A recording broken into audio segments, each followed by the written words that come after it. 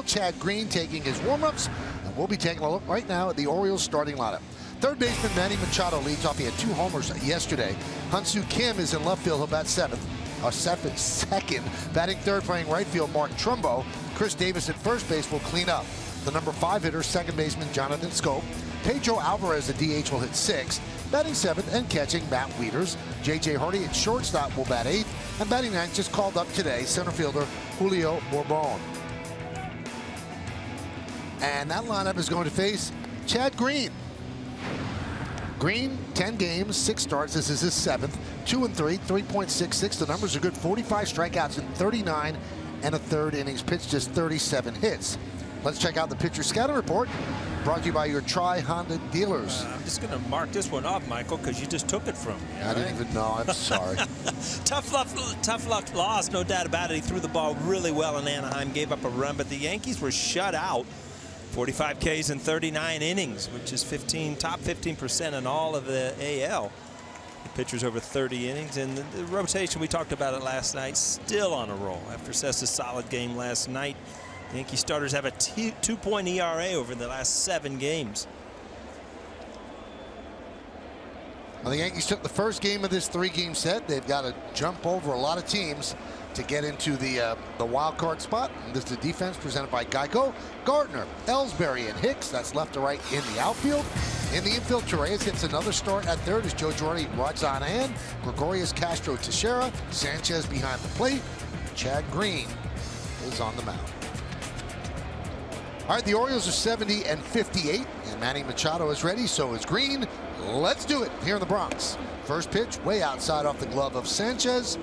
And we're underway. Ron Culpa is the home plate ump. Ryan Blackney at first. Chris Conroy at second. And Paul Nauert is over at third. Swing and a miss. You see Machado yesterday with a couple home runs, hitting in the 3-hole with Adam Jones out, leading off today. Another breaking ball whispering across the outside corner, 1 and 2. The bright orange. You can either color code them with their bright orange batting gloves with the Orioles today. Swing and a miss. Boy, he made a great player look kind of bad there in the first at bat of the game. No doubt about it. He started off with a fastball, and then it was all breaking balls. And again, Gary Sanchez seems to have such a good feel early in his career how to get out some of the better hitters.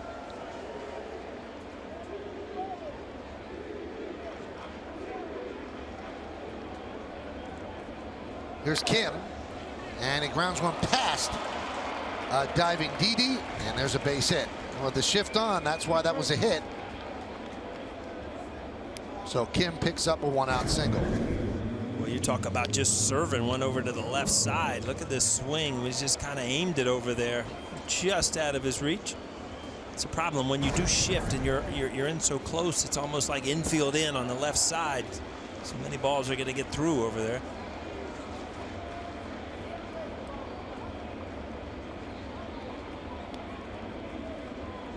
Here's Mark Trumbo. Outside. 1-0. Let's take a look at the Honda League leaders, and Mark Trumbo sits atop the Major League Baseball home run leader list. He has 38. Chris Bryant having a great year with 35. Encarnacion 35. Arenado 34, and Chris Davis. The A's Chris Davis, not the Orioles, has 33. Nice block there by Sanchez.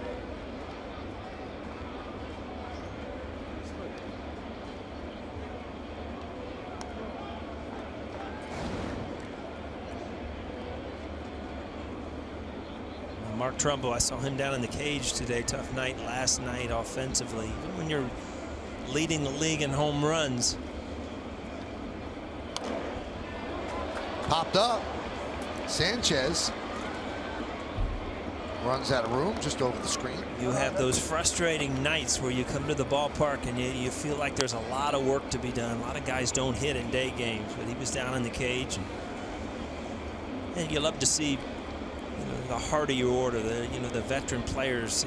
It shows up well for the younger players to see older players working hard, not just mailing it in as day game. I will just show up and play. Well, these are important games for both sides today.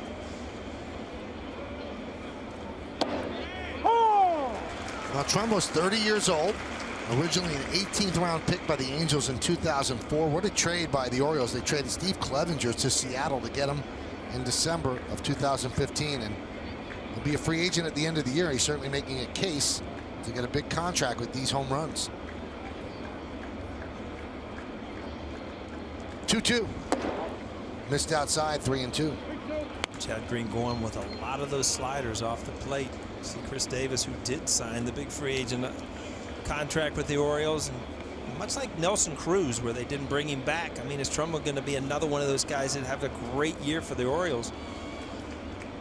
Seems like a good team player with a lot of power, obviously. 3-2. Did he go? No, he did not.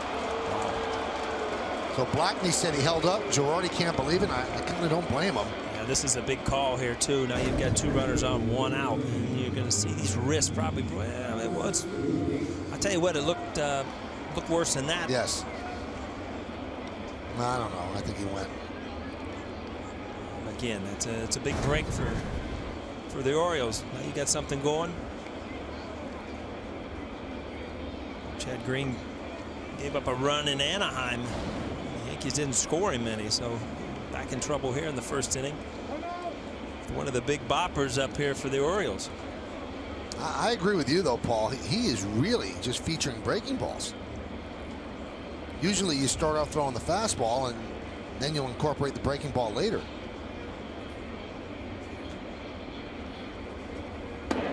Again, 1-0. Yeah, I think that they saw the success against Machado. That these guys were going to sit fastball, and all of a sudden, you know, you come out. It's fine to throw breaking balls, but you have to be able to locate them early, and early in the game, sometimes for a pitcher, that's tough.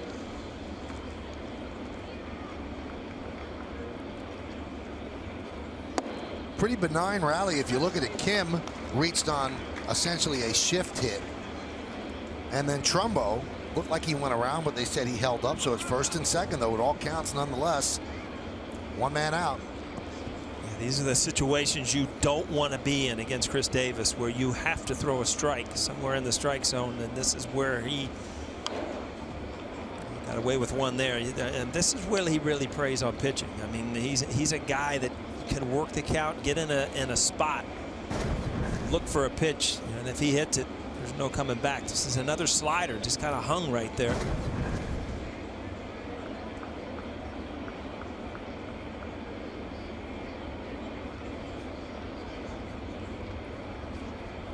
Swing and a miss. Goes to the fastball, 2-2.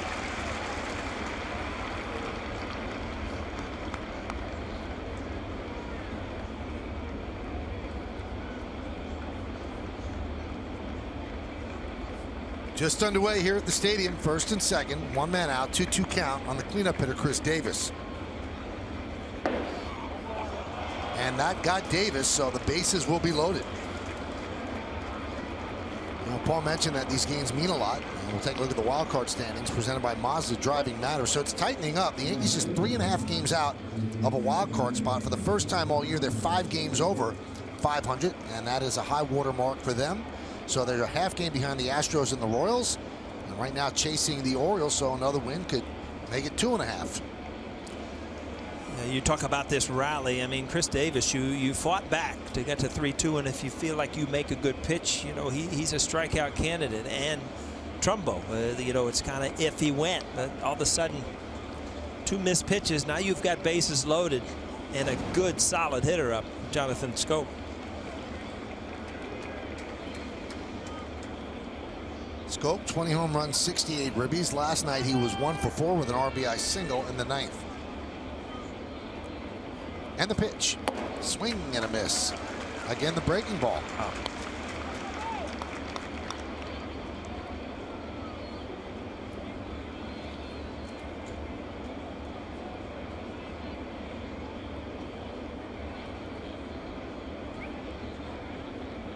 Bases are jammed. And the 0-1. There's a strike. 95 miles an hour on the outside corner. 0-2. Well, that's been the best fastball he's featured the whole first inning, right there on the outside corner, mid-90s. That came back.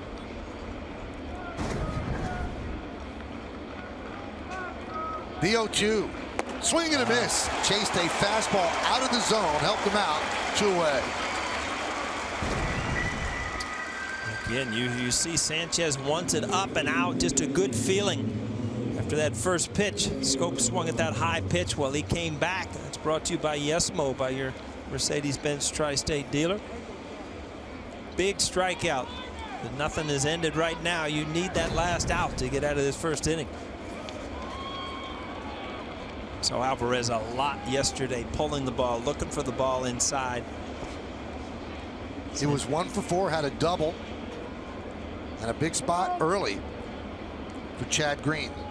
And Sanchez loved to throw that slider down and in off the plate.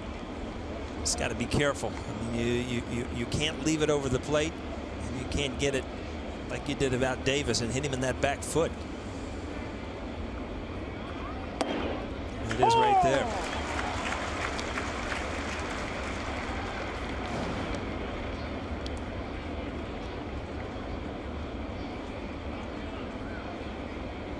You kind of wonder, hey, you know, Alvarez wants the ball inside. Why would you throw sliders in? Well, the slider continues to come in off the plate where you have a tough time keeping it fair.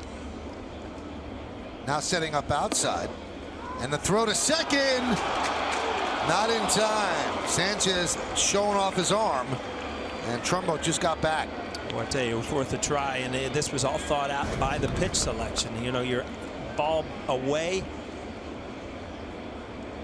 I'll tell you one thing. A good, clean, hard swipe tag might have had him.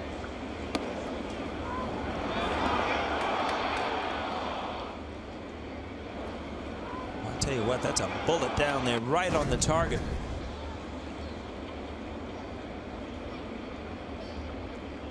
One, 2-1.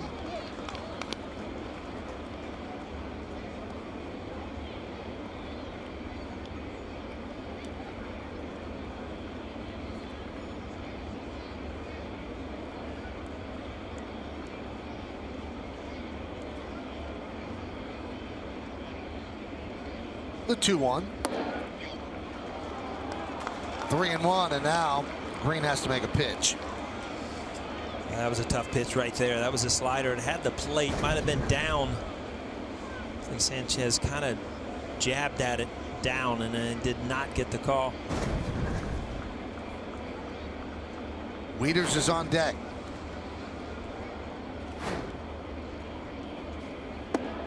Check the swing. Did he go? Yes, he did. Wow. Well, we're 50-50 here, Michael, with 2 calls.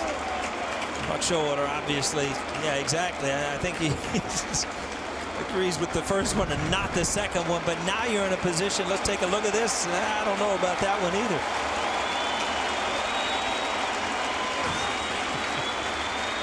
I used to use that hand gesture. A lot.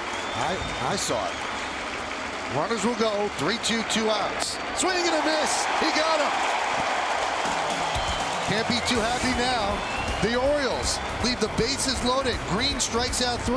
Yankees coming to bat. Second and playing center, Jacoby Ellsbury. Gary Sanchez catches. He'll hit third. Cleaning up first baseman Mark Teixeira. Didi Gregorius, the shortstop, will bat 5th. Batting 6th, playing second base, Sterling Castro. Brian McCann back in the lineup. He'll be the DH. He'll bat 7th. Batting 8th. And playing right field, Aaron Hicks. Aaron Judge getting the game off. And then Ronald Torreyes again gets the start at third base. He'll bat 9th. And now let's take a look at the numbers on the 23-year-old Dylan Bundy. Just his 9th start, 7-4, 8.33, 81 innings, 78 hits, perhaps too many walks, 12 home runs, 253 opponents hit against him. Let's check out the pitcher scouting report brought to you by your Tri-Honda dealers. Well, he's been great as a starter in those 9 starts. 204 opponent batting average, was the 6th best in the American League since he's become a starter. Here comes the heater. I mean, he's a power pitcher, averages 94 and above, throws it a lot too, 62% of the time, which is 2nd in the American League. And look out for the changeup, which is kind of strange because that's his swing and miss pitch. You don't see it a lot. Hitters have a tendency to swing through. Grounded to first. Davis is there, 1 away on 1 pitch. I had to do a full scouting report there, Michael. You didn't even jack any of my points for it. That's right. I didn't want you crossing anything out.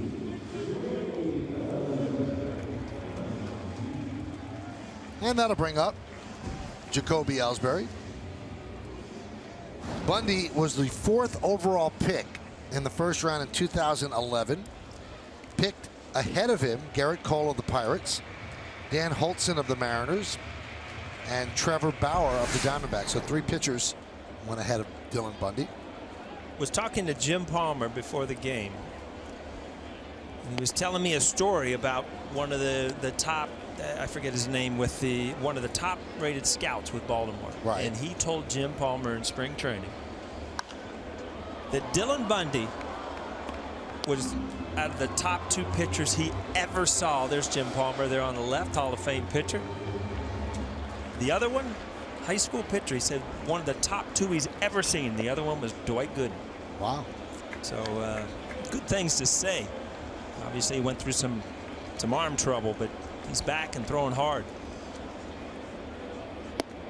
Paul, in his high school year as a senior, and there you see his career resume, he struck out 158 batters in 71 innings. Had Tommy John surgery in 2013. And a walk to Ellsbury, and that'll bring up Gary Sanchez. It seems that Sanchez is getting on up to the plate a lot of times with men on first base where pitchers, you know, you really can't do too much to pitch around him. He's been laying it off those pitches just outside the strike zone and obviously not missing the ones that they make his mistakes. It's so fun. I mean, you could tell the fans are on the edge of their seats when this guy walks to the plate now. 20 hits in his last 38 at bats. Breaking ball is low.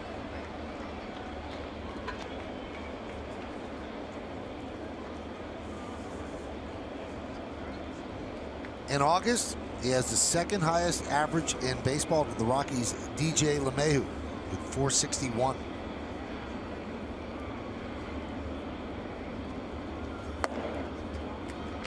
Two and 0. And you said this yesterday, Paul. The thing that impresses is that wasn't terribly outside. He doesn't chase pitches just outside the strike zone. You know, and he's not off balance where he's lunging at him, where, you know, he's not really picking up the ball. It just looks like everything's in perfect timing. I mean, obviously, when you're hitting the ball as well, everything's going well. Not lunging towards the ball or kind of feeling for the ball off the plate.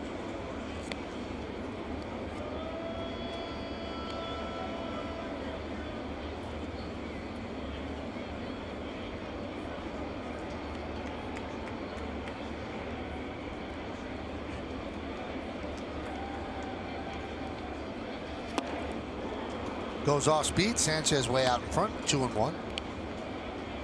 That's what you want to do. If you're looking dead fastball 2-0 against a fastball pitcher, you get that changeup, that swing and miss changeup we talked about.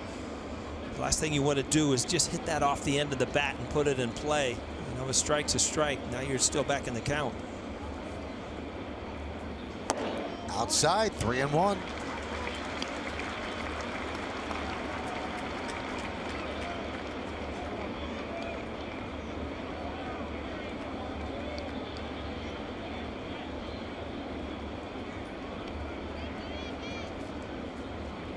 Ellsbury leads off first.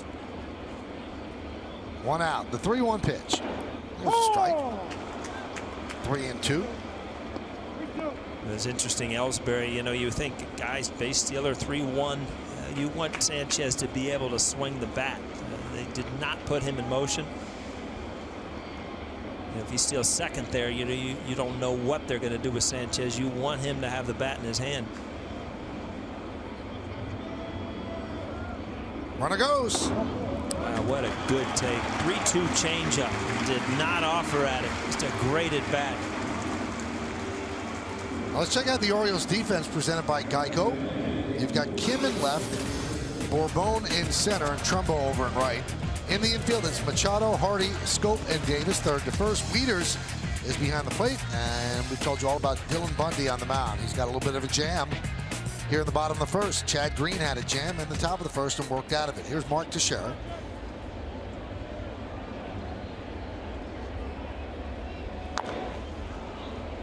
Grounded foul.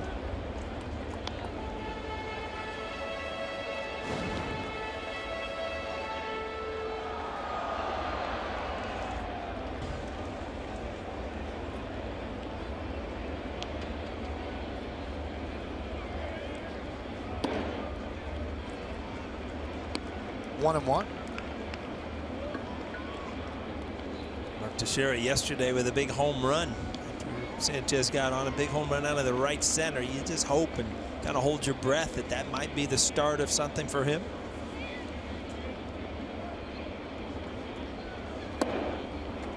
Back-to-back changeup. You look back at last night, ball up and in. Boy, he got to it. Shot that into the bleachers, over the bullpen in right center.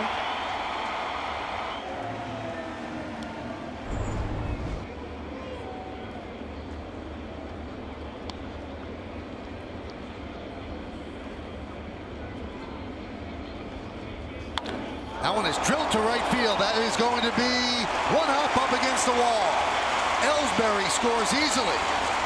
Moving to third is Sanchez. It's an RBI double for Teixeira, and the Yankees lead 1-0. Well, it's a welcome sight. I mean, this is what Mark Teixeira has been able to do his whole career, and that's big hits in big situations with runners in scoring position. Fastball up, and again, he got to it, drove it down the line in right field. Keep this thing going. He's behind the baseball there, gives him a little more time.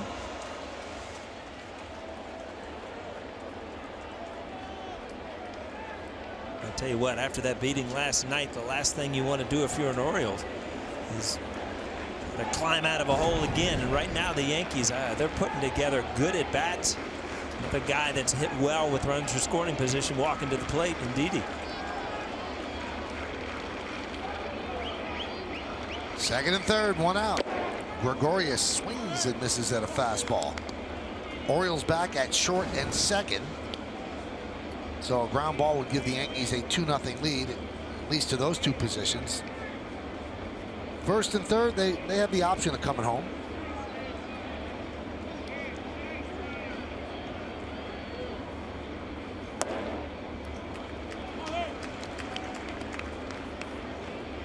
Yeah, you're right, Michael. First and third, you got to remember Sanchez not the fastest player. Runs pretty well for a catcher, but not the fastest player. You have a decision, one or two hopper. You've got to look back or got a chance at home. 1-2. Let's check out the game time weather presented by Bigelow Tea. It's gorgeous. It's 88 degrees. Humidity is 41%. Wind 9 miles per hour. It is mostly sunny and pleasant. You wrote that yourself, didn't you? I feel pleasant today, yes.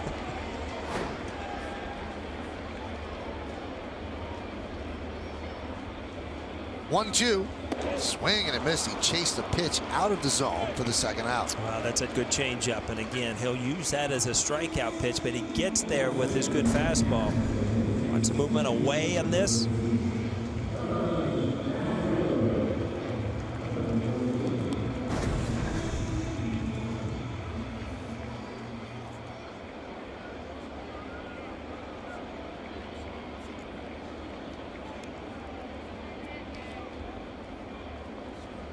Here's Castro.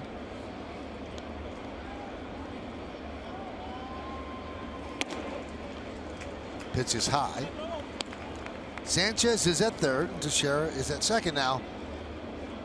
Sanchez being pitched to very carefully early in his big league career, and that puts a lot of pressure on the guy behind him.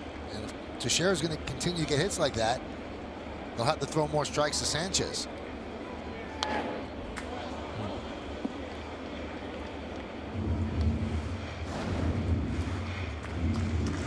And if they continue to be careful with Sanchez, then you know what?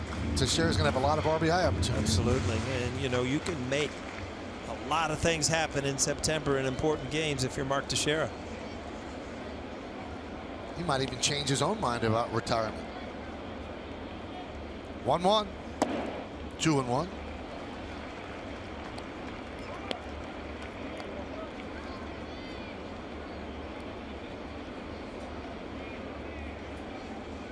Last 13 games, Castro has been on fire. 18 for 54, 5 homers, and 9 ribbies. Oh! 2-2. 2 balls, 2 strikes, 2 outs. 2 on, runners on second and third. Bottom of the first inning, 1 run already in.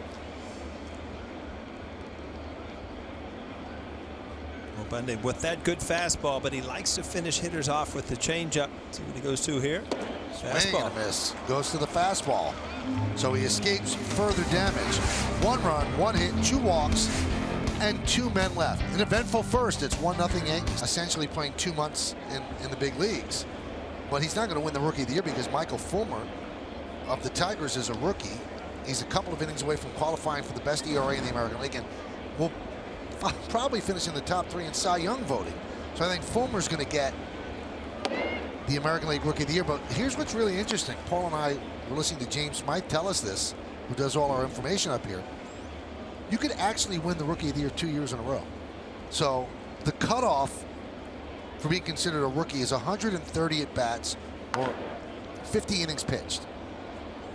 So if you come up 1 year and in 125 at bats, you just rake it, and it's a bad year for rookies, you can win the Rookie of the Year. And then the next year, you could actually be eligible to be a rookie again and win it again. Never happened. Has never happened. Now the interesting part, or bad for Gary, because of Fulmer's unbelievable season, he's probably going to win the award.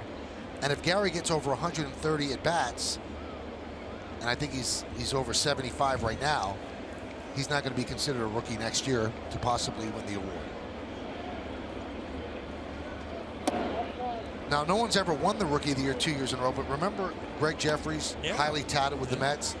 In 1988, he was 6th in the National League Rookie of the Year voting. In 1989, he was 3rd in the National League Rookie of the Year. He was moving up. Yes, he was. That one is looped into left field, and coming back toward the infield, Gregorius makes the play to retire Wieters.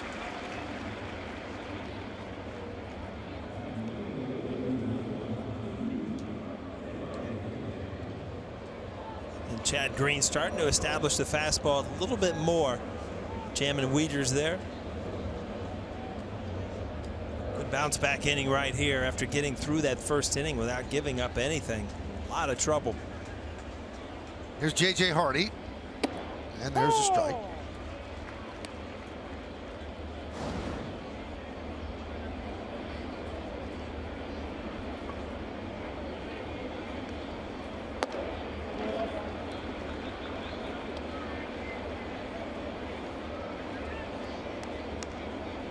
Tell you what, he's not been able to control that slider per se, but he's had a lot of check swings on it.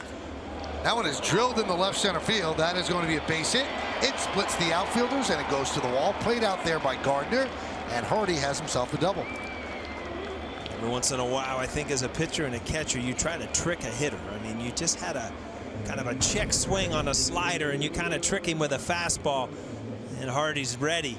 He just hammers it into left center field. Good, solid, level swing.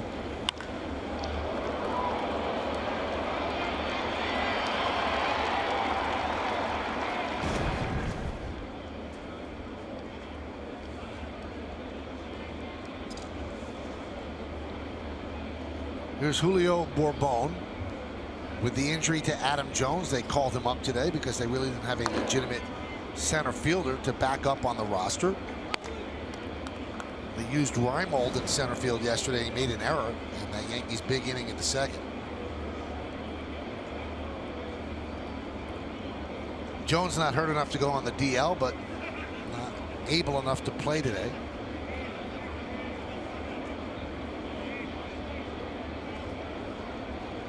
Let me guess, Michael, he's day to day. Day to day.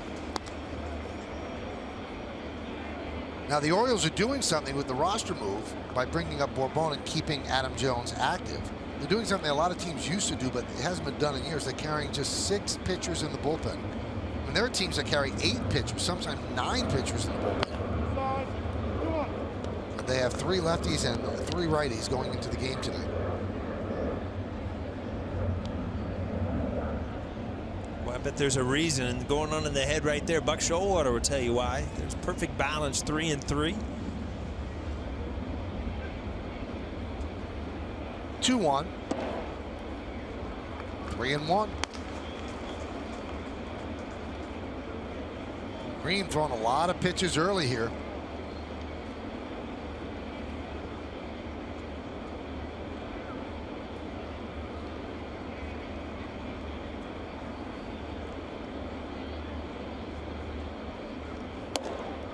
strike, 3-2.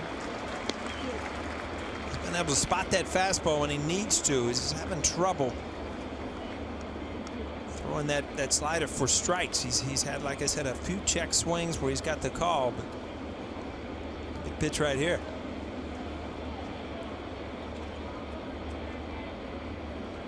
Swing and a miss, got him with the fastball. 4th strikeout by the Orioles. Now, today's injury report is brought to you by Montefiore, doing more in state-of-the-art healthcare. Adam Jones, we told you about day-to-day with a hamstring injury. Darren O'Day, 15-day DL. Second time he's been on the DL this year, right shoulder. And Chris Tillman, a 15-game winner in the rotation, also with a right shoulder issue, 15-day DL. Well, those are important parts of this team. That's a bad injury report for the Orioles. Every one of those guys, huge when it comes to the team part of winning for the Orioles. Here's Manny Machado, struck out in the 1st inning. Swing and a miss. Well, they're staying with that slider against Machado. Just got to make sure you don't get that ball elevated, because he will make an adjustment. You've got to continue to throw that down off the plate.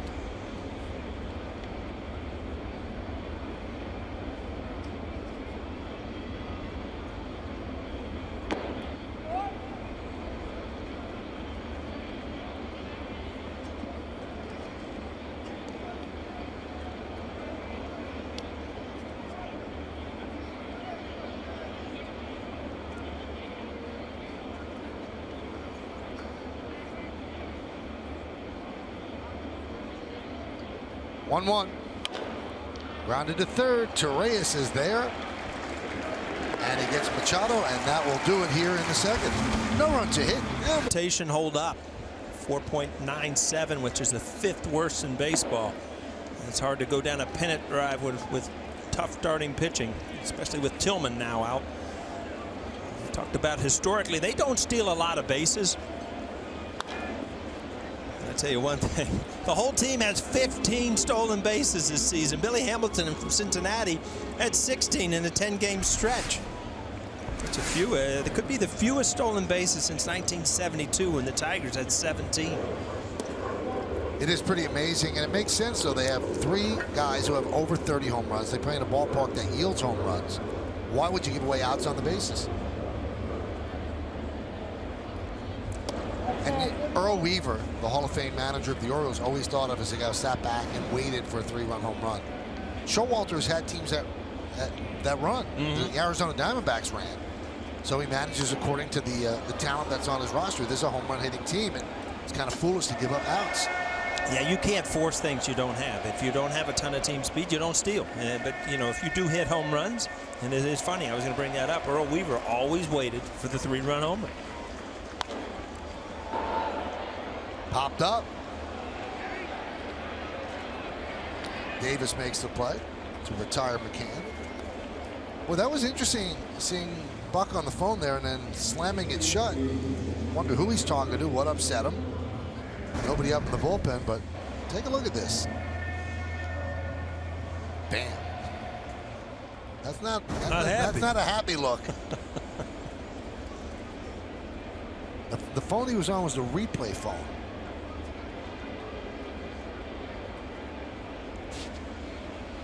Here's Aaron Hicks. And a strike.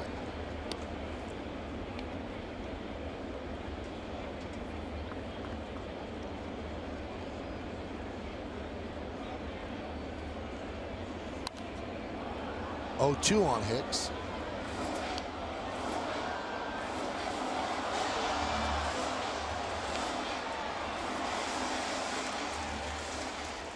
Ball ricocheting like a pinball machine up here. The fans really get into who ends up with that foul ball.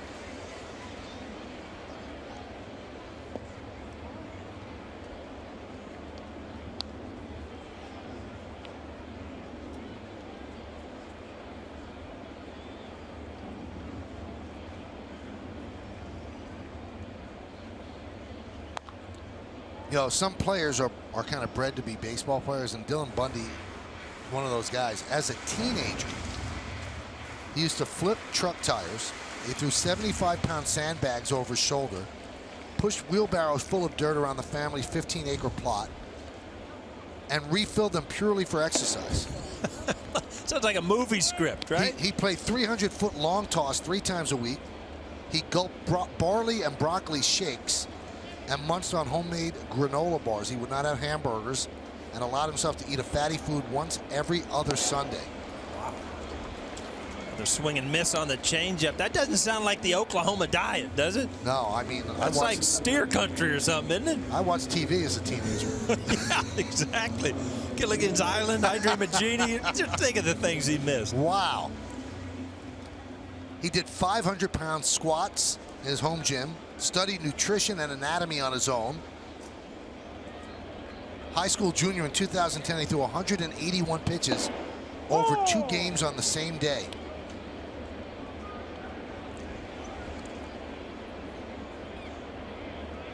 Now, is 500-pound squats impressive? That's a lot of weight. What do you do? What do you squat? Not 500, I'll tell you that. I could squat it down, it just might not come back up. Huh. 1-1. There's a strike to Torres.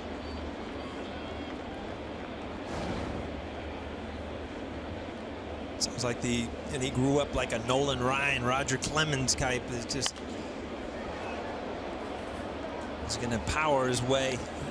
Oklahoma, that's like Mickey Mantle territory, right? I guarantee Mickey wasn't eating Brussels sprouts and granola and stuff like that, right? He was digging holes for exercises, doing lunges around the warning track, and then chopping down trees and then just carrying them around. And you're sure this is all true? Yeah. It's your story. You're sticking to it, huh? It's somebody's story. Wow.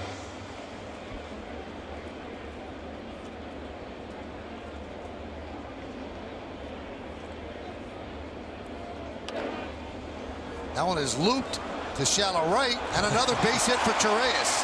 When you're hot, you're hot. I'll tell you what, you couldn't throw one any better than this. Chris Davis kind of got tangled up. There's a lot of spin on this ball when it's hit like that. And as you turn, you see it spun all the way back over his right shoulder. There's no time to react. The ball's still spinning after it hit the ground.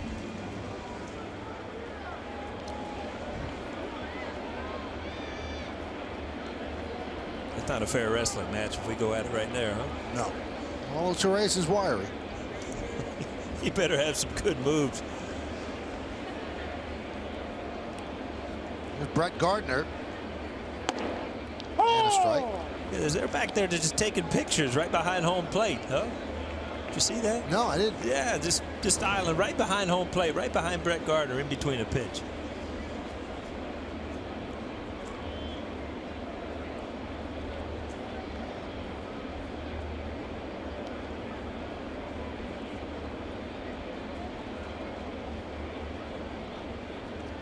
The 0-1.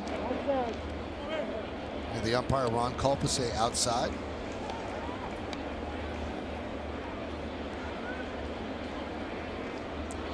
Dylan Bundy has a brother, Bobby, who pitches for the Orioles AA team, the Bowie Bay Sox.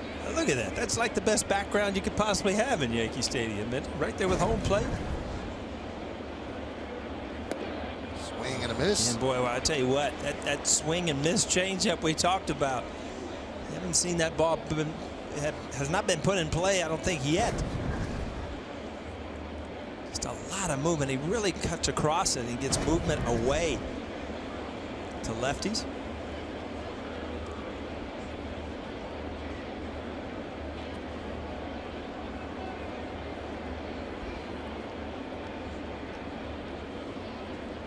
Runner goes. Popped up. Chris Davis in foul territory makes the play, and that'll do it here in the second. No runs a hit, no errors, and 1 man left. We go to the third. That's the lowest in baseball since August 19th. 42 strikeouts, just 7 walks. Opponents hit .210 against them. You pitch to an ERA of 2. There's a good chance that you're going to win games.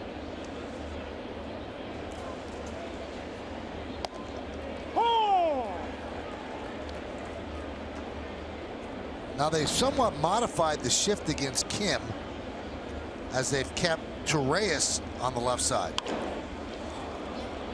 Hits a fly ball though. Gardner's there, 1 away.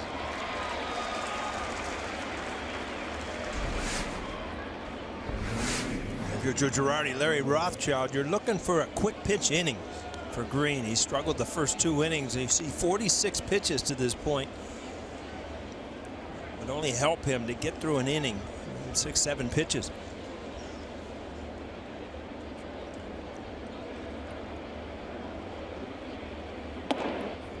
Trumbo takes upstairs.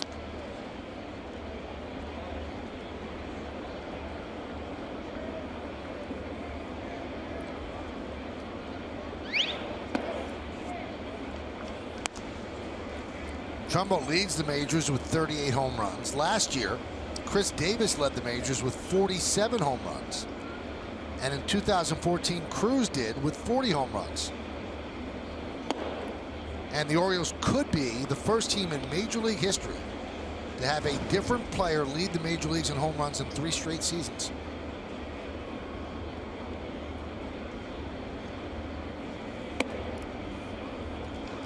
And Trumbo works a walk. Second walk. Now 2 teams have had 3 players lead their league in home runs 3 straight years. One of them the 1961, 62, and 63 San Francisco Giants. Orlando Cepeda, Willie Mays, and Willie McCovey in those years. And then the 95, 96, 97 Rockies. Dante Bichette, Andres Galarraga, and Larry Walker.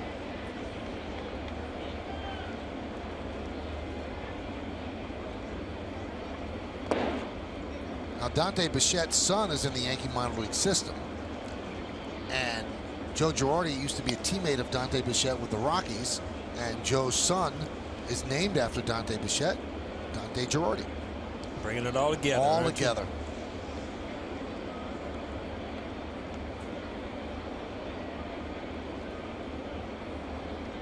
Like an old lady in a rocket, just knitting it all together up here, Michael. Back and forth, back and forth.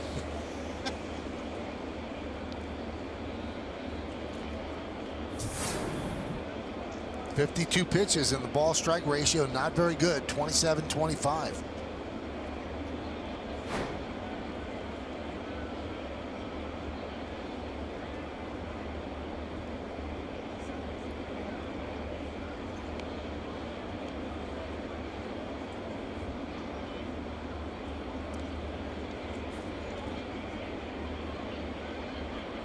(2-0).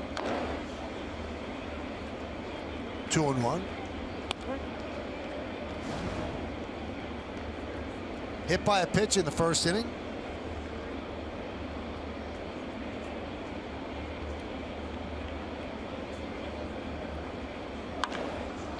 High fly ball, center field, deep, going back. Ellsbury on the track at the wall. See ya. A 2-run home run for Chris Davis. That might have hit off the restaurant, and it's 2-1 Orioles. That's what the Orioles wait for, and that's the thing. When you walk guys and you get into positions where you have to throw Davis, you have to throw Trumbo strikes, this is where they get in that attack mode, and you see the power of Chris Davis. Doesn't have to pull the ball. Dead center field. Just a hanging slider, and they had that sound.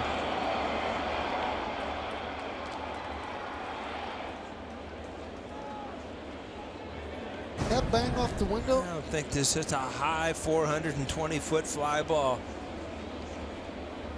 Scope swings and tips it into the glove of Sanchez. No, it did not. 200th home run for the O's. Outside, 1-1. 1-1.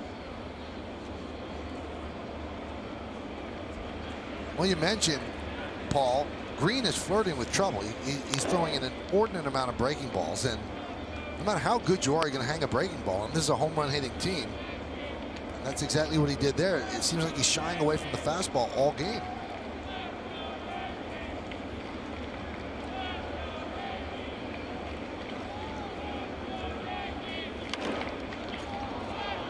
Popped up. Castro puts it away for the second out.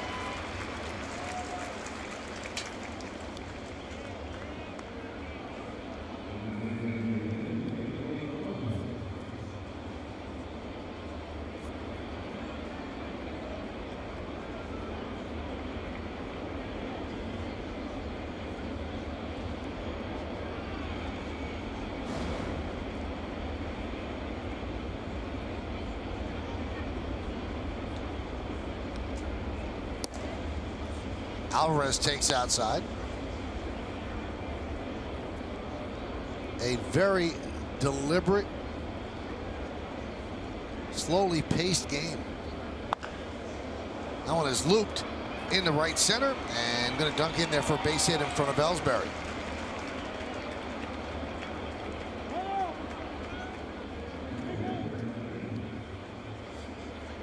.60 pitches with 2 outs here in the third. Yeah, you're definitely looking at Green kind of laboring, not being able to find one pitch that he can rely on. Larry Rothschild knows, you know, this game's going to be in the bullpen. 60 pitches in the third inning. Just hope that he can keep you close enough where your offense can break loose off Bundy.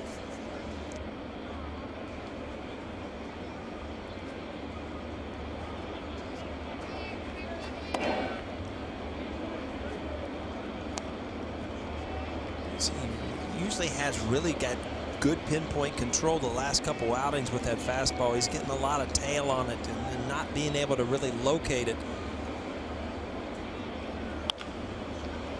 Grounded on a short hop to Gregorius. The shift was perfect right there, but Green was not perfect. 2 runs on 3 hits. The 2 runs off this, a home run off the bat of Chris Davis, his 31st home run of the year. Being down 2-1 is actually not bad considering how the Orioles have threatened and how Chad Green has labored. First pitch swinging and a ground ball to Davis. 1 pitch, 1 out.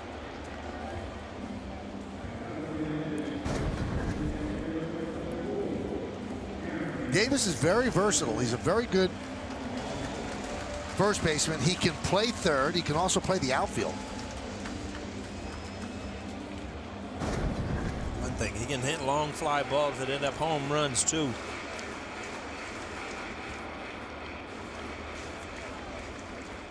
Here's Gary Sanchez. He walked in his first plate appearance in the first inning. And a strike.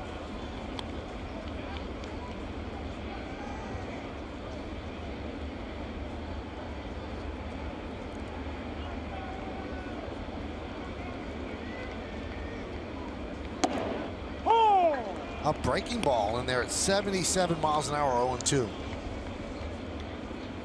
Last 10 games, a .541 average with 8 homers and 14 ribbies. And the 0-2.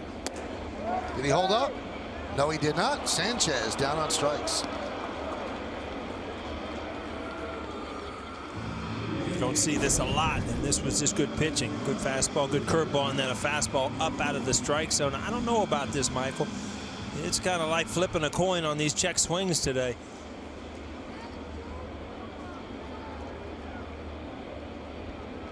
What do you think? I thought he went. I want to see him hit, though. So do I.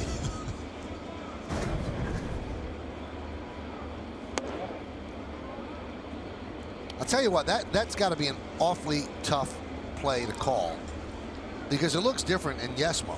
No doubt. But if you're seeing it in real speed, everything looks like they went around. Teixeira pops one up, left side. And it's going to fall untouched, and there's the curse of the shift right there. There's no answer for that, as Machado couldn't get there, and neither could Wieters.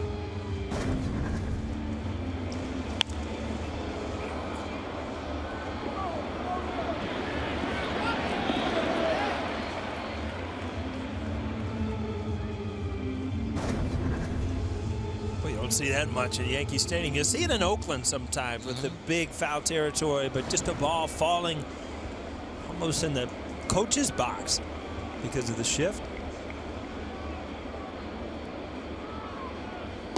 Teixeira finally catches a break with the shift. Had a lot of hits taken away. Now he gets an out taken away. The 1-2. Lined into center field. It's a base hit. Teixeira's 2 for 2. Well, every time you see him swing the bat, you kind of just hope and hope and hope that this is the change. And again, these are pitches upstairs that he's catching up with.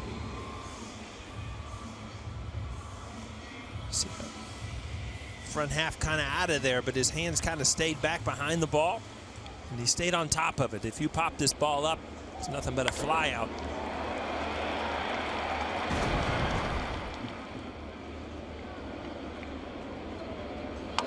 Didi flares one the other way, foul.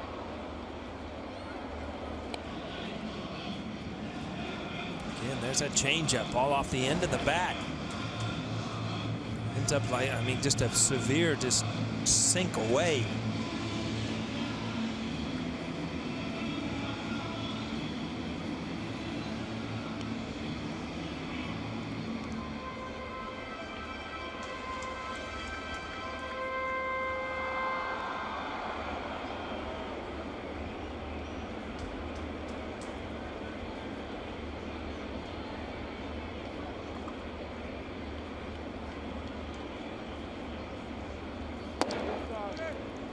Didi with 17 home runs, now just one of 4 shortstops in Yankee history that hit at least 15 home runs in the season. Derek Jeter did it 9 times, Roy Smalley did it twice, and Frank Crissetti did it once. 1-1. Grounded foul. Well, Scooter wasn't a home run hitter. No, he won an MVP though in 1950. A couple of Jeter fans.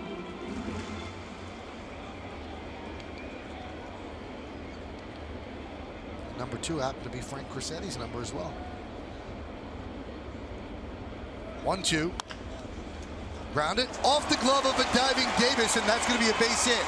Probably turned it out into a hit by ranging too far to his right because Scope was right behind him. Would have made the easy play. Not right behind him, but he would have gotten there. A lot of times I just don't know that all these things have been brought up about the shift. Yesmo brought to you by your Mercedes-Benz Tri-State dealer. And again, you see just off the end of the glove, you got people running in every direction.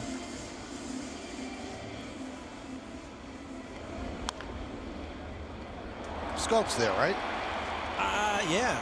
I mean, that ball was, you know, bouncing. That ball's going to bounce 1 or 2 more times before it leaves the infield.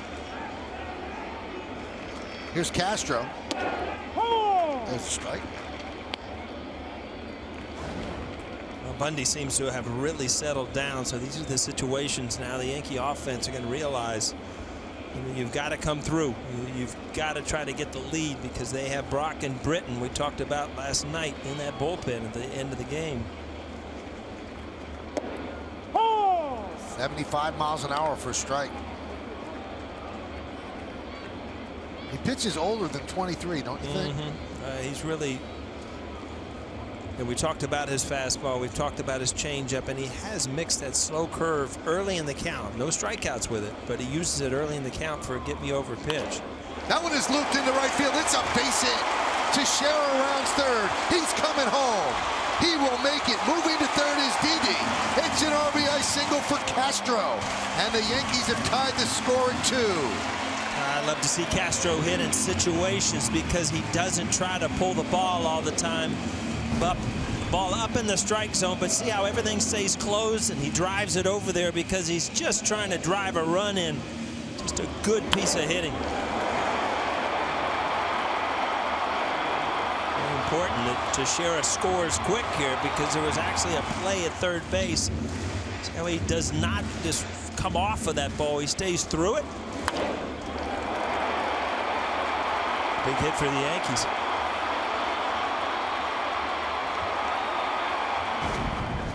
Here's McCann. Gregorius at third. Castro with his 58th ribby. He's at first.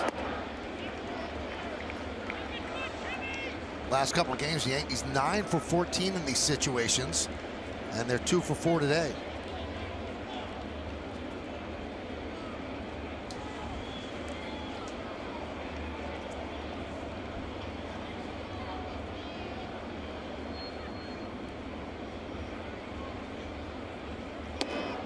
Oh, strike.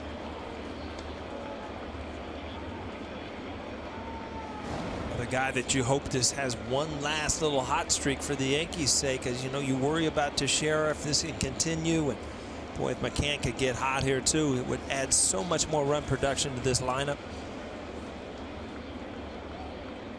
Runner goes. Go to second, not in time. Here comes Didi. He is out. So the Yankees try the double steal, and Didi Gregorius gets caught trying to steal home. We'll take a look if he got in there or not. No. Oh, he might have. He pulled the arm back. So he came off the field and pointed to Joe Girardi. Check this one out. I think he's safe.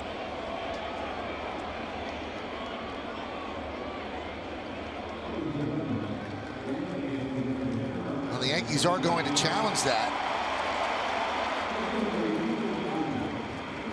He moves his arm back there, so Wieters was going for that left arm, and then he pulls it back, and he gets his right hand in. Did he tag him at all?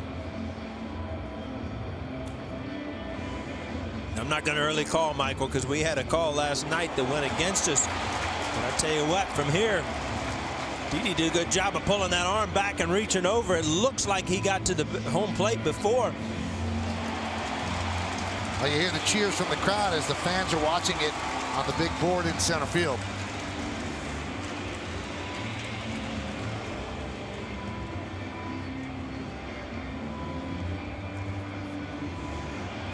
Now the question is going to be, is there enough to overturn it?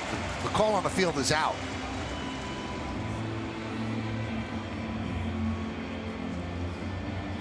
Didi popped up right away and pointed to Girardi to challenge. So Boy, right now the player's under review. Tough slide as all your momentum is going and you're able to pull that left arm back and reach around with the right. Great job by Didi. He pulls this arm back and then reaches ahead here. I think he's safe. Well, we'll see if they feel the same way down in lower Manhattan. I think Buck's going to blow a gasket if he loses another one here. Again, I mean, this is a run. This isn't an out or an opportunity. This is flat out a run scored. Well, it's frustrating for a manager because the people that will decide are not here to argue with. So you're just going to be screaming at air.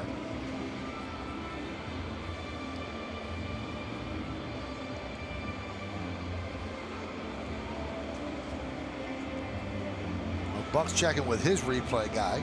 Let's see. Safe. They've overturned it. So a steal at home by Gregorius. A double steal by the Yankees. Castro takes second, and Didi steals home, and the Yankees lead 3-2. Well, these are fun plays when they work, and it's just, you know, it's adding the excitement, the element of some running and some speed, and I think that Joe Girardi loves this type of the game. You know, the throw was just up the first base line enough where Wieters had to reach back, and just a tremendous kind of trick slide by Didi to pull that arm back and reach around with his right.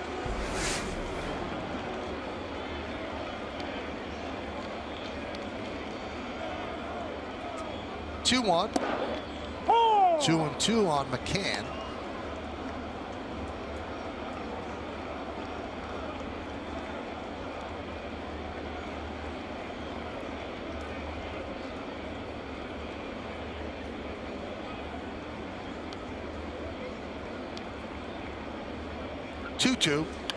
Served into left field. It's a base hit for McCann. Castro will score. Ball gets away from Kim. McCann's at second with a ribby, and the Yankees lead 4-2. Michael, you remember times early in the year where the Yankees could not buy a run, but right now, men in scoring position, guys are putting together good at-bats. lining them to left, lining them to right, stealing runs. And, you know, that replay now ends up with 2 runs scored to this point for the Yankees. Just served it down the left field line. Kim kicks it. It's still going to be a double and an RBI. And the Yankees are up 4-2.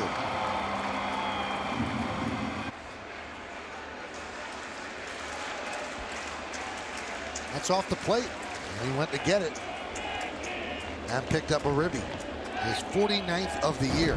And that whole thing is that bottom hand on the bat didn't roll over, so you kind of stay with it and you're able to serve it out to left field. If that ball roll, if that bottom hand kind of turns over a little bit or at all, it's just an easy ground ball because his weight was so out front.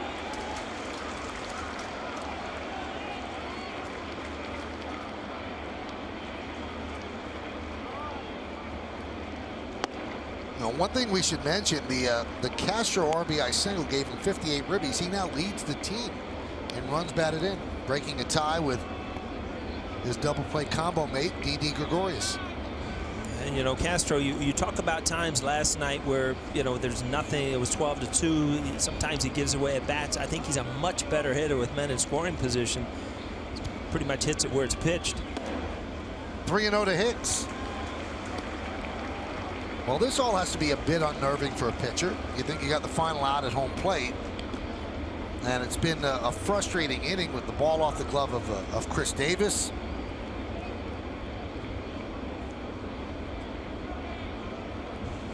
And then you think it's the final out at home. 3-0. There's a strike. Hicks thought it was ball 4.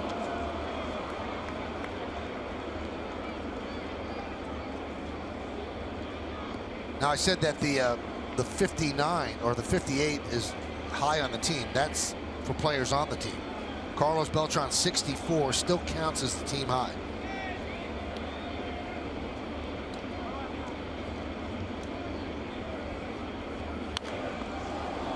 Foul back, 3-2.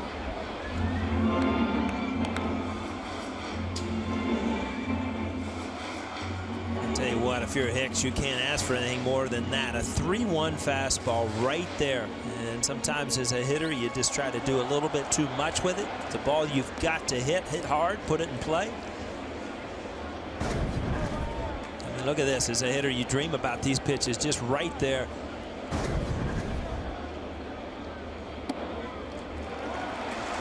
So Hicks works a walk. Dave Wallace will come out and talk with Bundy. This chiropractic telecast presented by authority of the New York Yankees and may not be reproduced or retransmitted in any form, and the accounts and descriptions of this game may not be disseminated without the express written consent of the aforementioned New York Yankees. You do a couple of those when you were off last week, just keep the pipes clean. Yep, absolutely. Keep it going. Yep. Can't take the whole week off, right? I read it to Callie. She probably understands it just about as much as I do. So Wallace back to the dugout. Yankees lead 4-2. 3 runs here in the third and still looking for more. McCann's at second. Hicks is at first, and Ronald Torreyes, the 8th batter to come to the plate, is at bat.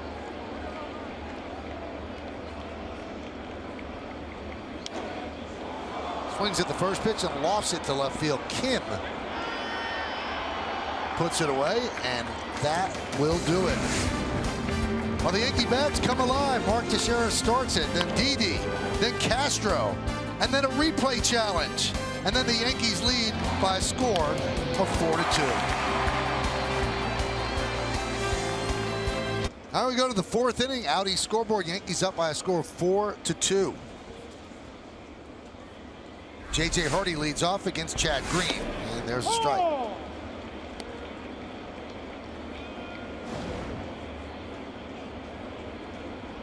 Game of interest going on this afternoon for the Yankees. Minnesota leads Toronto 5-0, bottom of the 4th inning. That's at Rogers Center.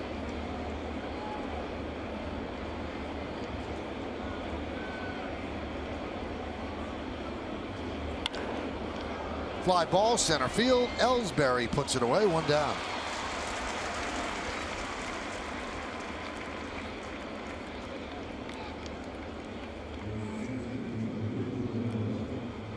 The Yankees have now picked Green up twice. Let's see if he straightens himself out with another lead.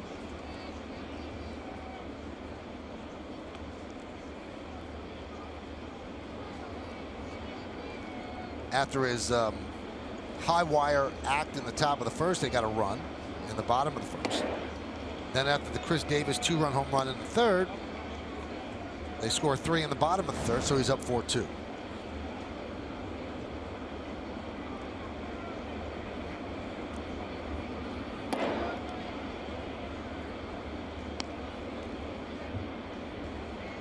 This is nothing against Bourbon. He's just called up from AAA, but these are the outs that you have to have. You have Machado on deck. Bunted third base side, barehanded by Torreyes, and the throw pulls Teixeira off the bag. So Bourbon with a bunt single. Good job by Bourbon. Good bunt. Torreyes did everything he possibly could. Late square, just a little drag bunt. That ball's going to stay fair, no doubt about it. Probably would have had him, but it's just a tough play for Torreyes.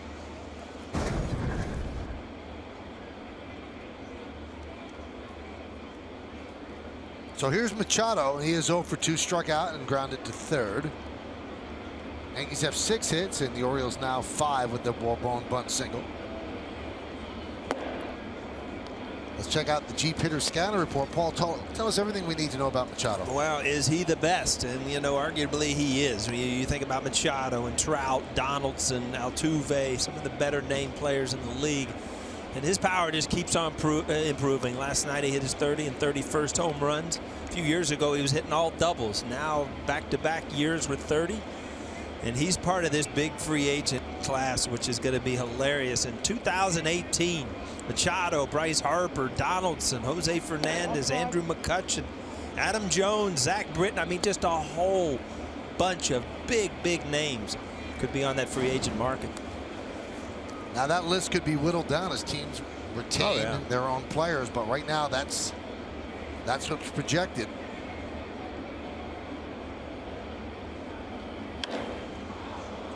Just got under that one. Fly ball.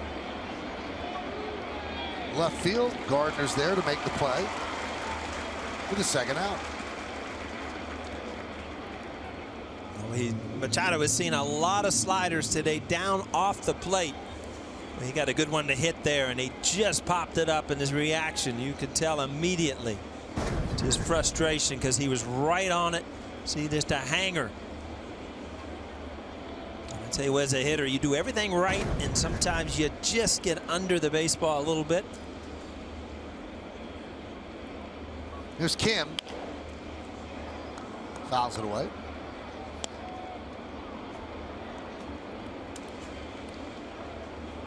We're back to the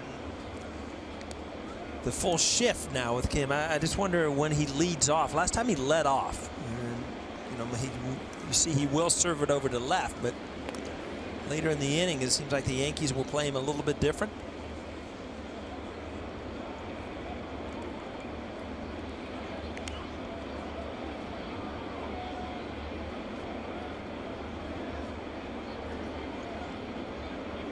Runner goes. Throw to second. He is out. What a tag by Didi. And Bourbon can't believe it. I'll tell you, we'll see a replay, but you can't get rid of the ball any quicker. I mean, Bourbon had a tremendous jump.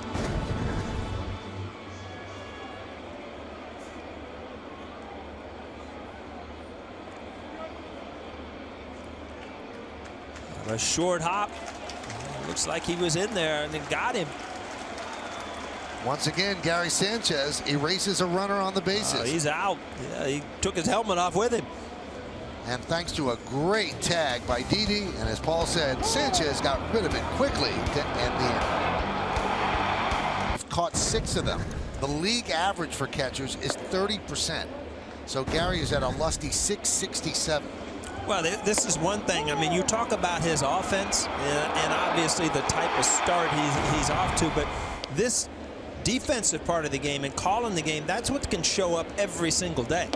And that's the important thing about a young catcher. Is he going to be able to catch behind the plate day after day? And so far, Sanchez has been as good defensively as he has been offensively, and that's hard to do. Gardner grounds one foul.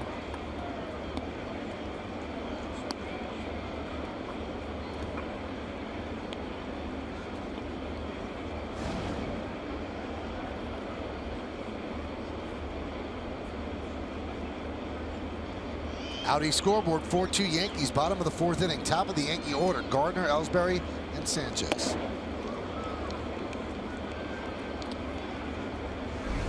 Well, Bundy's pitch count's up there as well now at 77. Well, 78 now on that one. And still nobody out here in the bottom of the 4th inning. As Gardner down on strikes. He's 0 for 3 against Dylan Bundy. I'll tell you what, I mean, you get tired of saying the same thing over and over. I don't know if that changeup has been put into play today. I mean, it's just continually down and away and swung through, especially by lefties. Really a really good pitch.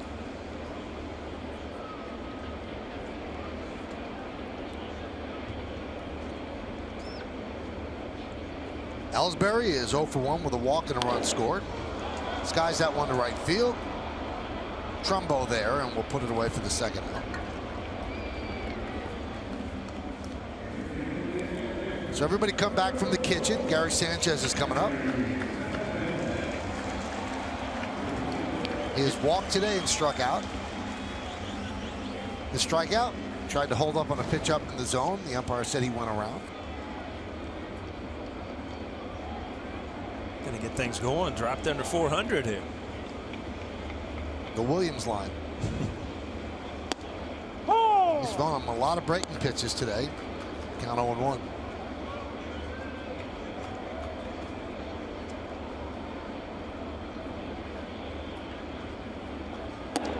Another breaking ball, 0-2.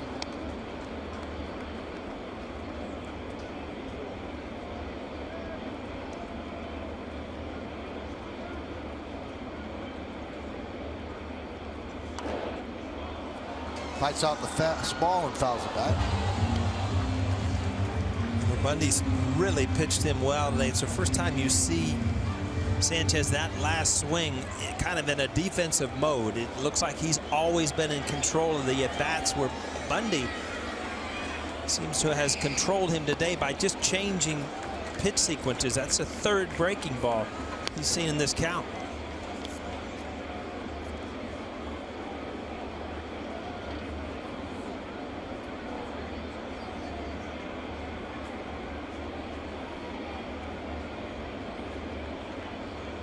And the 1-2.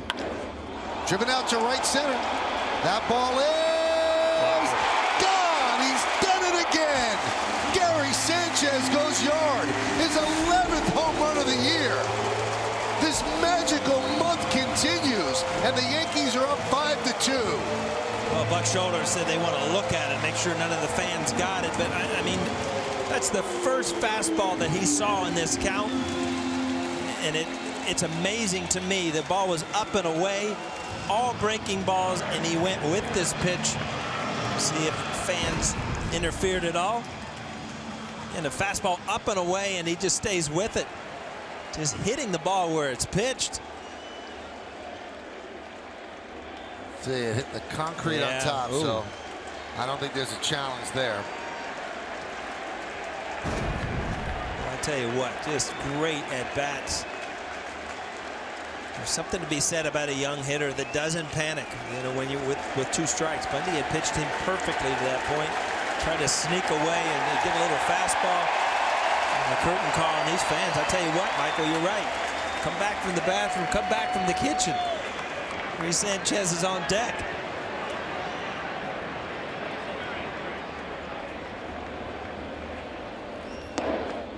It's really, I mean, there really are no words. It's hard to comprehend anybody breaking into the big leagues like this.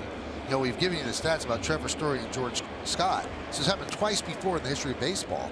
And now we'll have to rejigger the stats to see 11 home runs in 23 games. So just an amazing start for Gary Sanchez. And oh, Gary's throwing out 6 of 9 base runners too. Yeah, that's the part that kind of gets overlooked. Is, I mean, he's your everyday catcher right now, and doing a great job with young pitchers, but pitchers he's been with in the minor leagues. 2-2. Sorry, Michael. Chad Green's got a new look on life here. I mean, he's got a 3-run lead now, and he's going to take at least a 3-run lead when he takes the mound in the top of the 5th. Swing and a miss. But the Yankees get a run. Gary Sanchez, his 11th home run, that ties Mark Teixeira for 6th on the team in home runs. And oh, by the way, he's played in just 21 games. 7 home runs. First player in big league history to have 11 home runs in his first 23 career games. Now, we should really even tighten that up a little bit more. He was called up earlier in the year and played against Chris Sale of the White Sox and went hitless and got sent down. Last year he played in 2 games, didn't get a hit. So essentially all of this damage, 11 home runs and 21 ribbies, has been done in 20 games since being called up and installed as the everyday catcher. I feel like I'm up to date, Michael. You rejiggered it.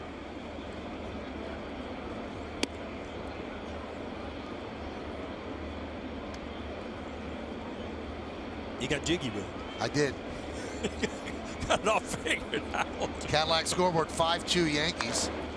Kim serves it to left center. Ellsbury's there to make the play.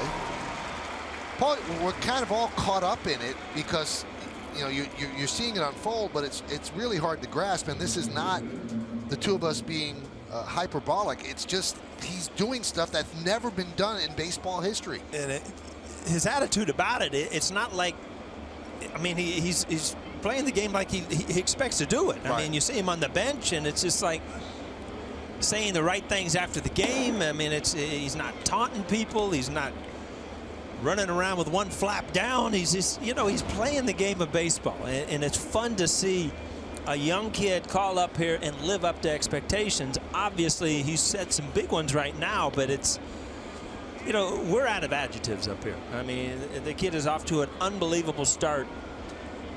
And right now, you know, these games are huge for the New York Yankees.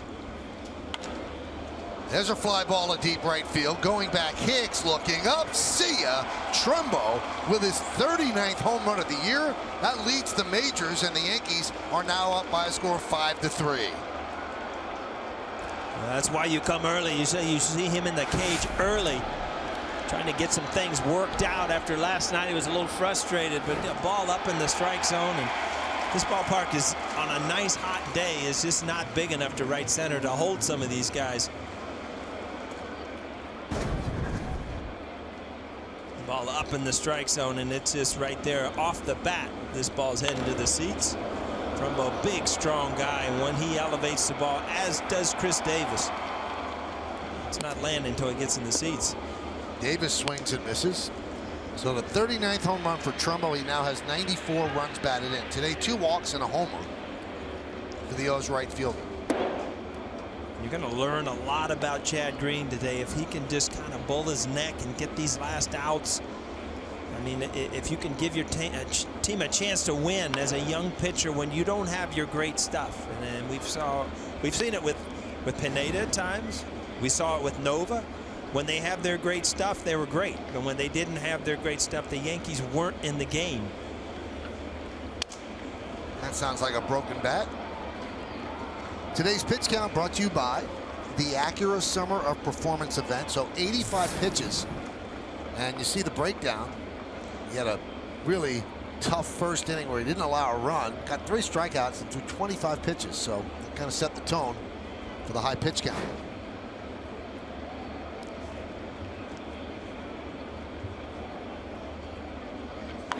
That one is drilled to right field. There it goes. Back-to-back home runs for the O's. Davis goes yard for the 2nd time today. And now the Yankees have a 1-run lead, 5-4. Larry Rothschild going to go out here. Joe Girardi is just trying to get a couple more outs. I'll tell you what, these are back-to-back home runs, and these are back-to-back sliders that just did not have break on them. I think the slider's been his enemy all game. You see this just kind of spins and does not end up where you want it. You see his reaction immediately. He knew where this was headed. It's just a home run swing, slight uppercut, big, long, tons of power.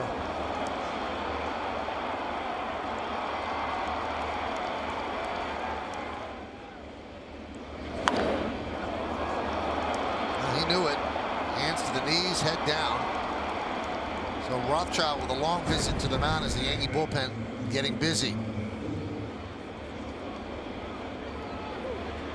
32nd home run for Davis, second of the game. He now has 72 runs batted in. And you're seeing the two hottest home run teams since August 10th. Yankees have 33, Orioles 32. Scope rips one to left field, and going back is Gardner, and he makes the play. That one stayed in the yard, but a nice play by Gardner, taking away an extra base hit. Well, it's funny because Trumbo used right center and think, you know, Yankee Stadium is great, and then Scope, he hammers one, would have been out of Camden Yards, plays long out there in left center field. Good play by Gardner. He's 1 out away from qualifying for a win, but that is not Joe Girardi's concern. 3 straight balls struck right on the screw, so Joe Girardi is going to take out Chad Green. Green struggled all day, 7 hits, 3 home runs, and the Yankee bullpen will try to piece it together as Joe Girardi makes the Verizon call to the bullpen. Green's day is over. We've only just begun. And now Tommy Lane comes in to pitch to Pedro Alvarez on a relief of Chad Green. So those are the numbers for Lane between the Red Sox and the Yankees.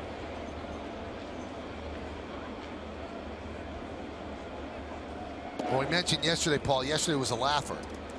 Nothing funny about this one. But like a boxing match, back and forth, home run to home run.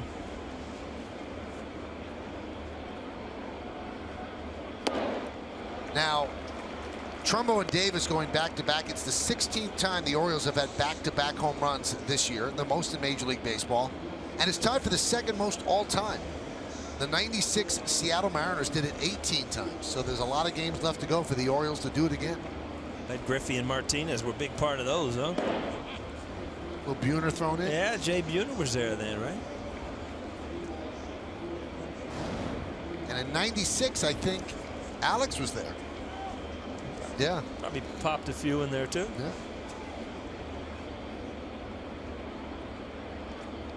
2-1 to Alvarez. Grounded slowly right side.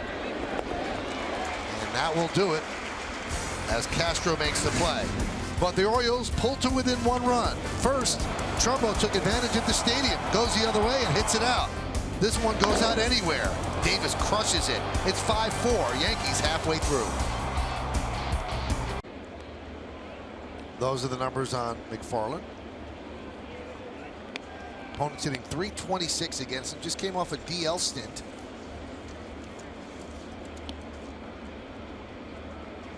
And Didi Gregorius leads off.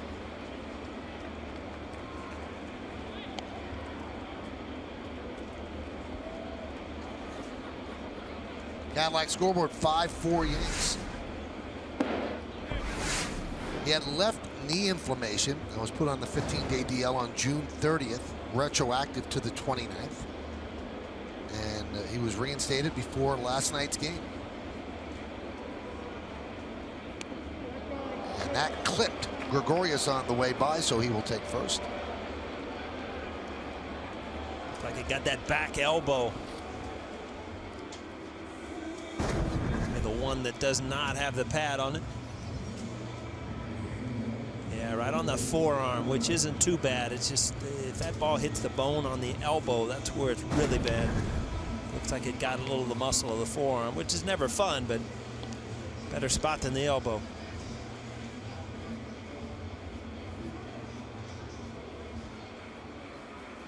You're not holding his hand, folks. You're just trying to see if you have that strength in that hand to see if you can squeeze back.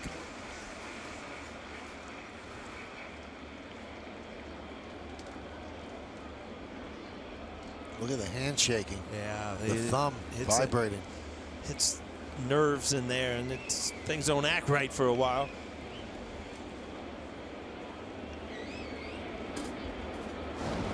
There's Castro, RBI single his last time up.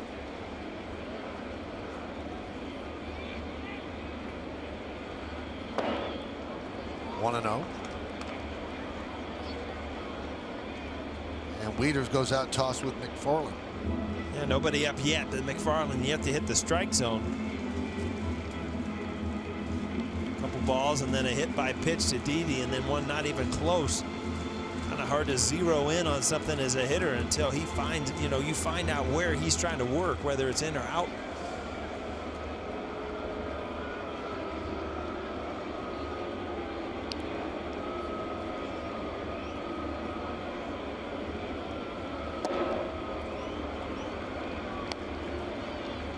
Paul, do you like the fact that Castro hits differently with men in scoring position, or should he have that approach every time he's up? Well, there? ideally, you want that approach every time up, but you love the fact that he is able to really lock in with men in scoring position. He just, to me, is a much better hitter, all-around hitter. Took a fastball right down the middle.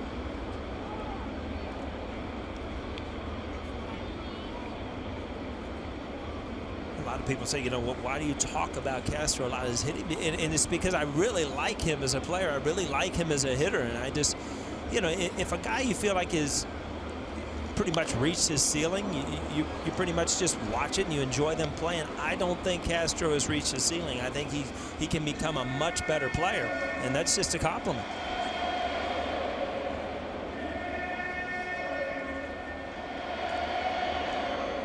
You talk about Castro, he was the active leader for the Yankees. Was it 57, 58 RBI? 58 now. And the Mets, Cespedes has 64. Beltran had 60. I mean, those are some of the lowest RBI leaders in all of baseball.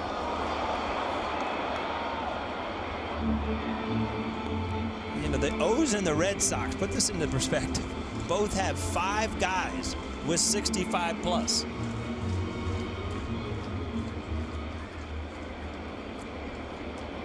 Goes to show how early in the year, how tough it was for this offense to put runs together.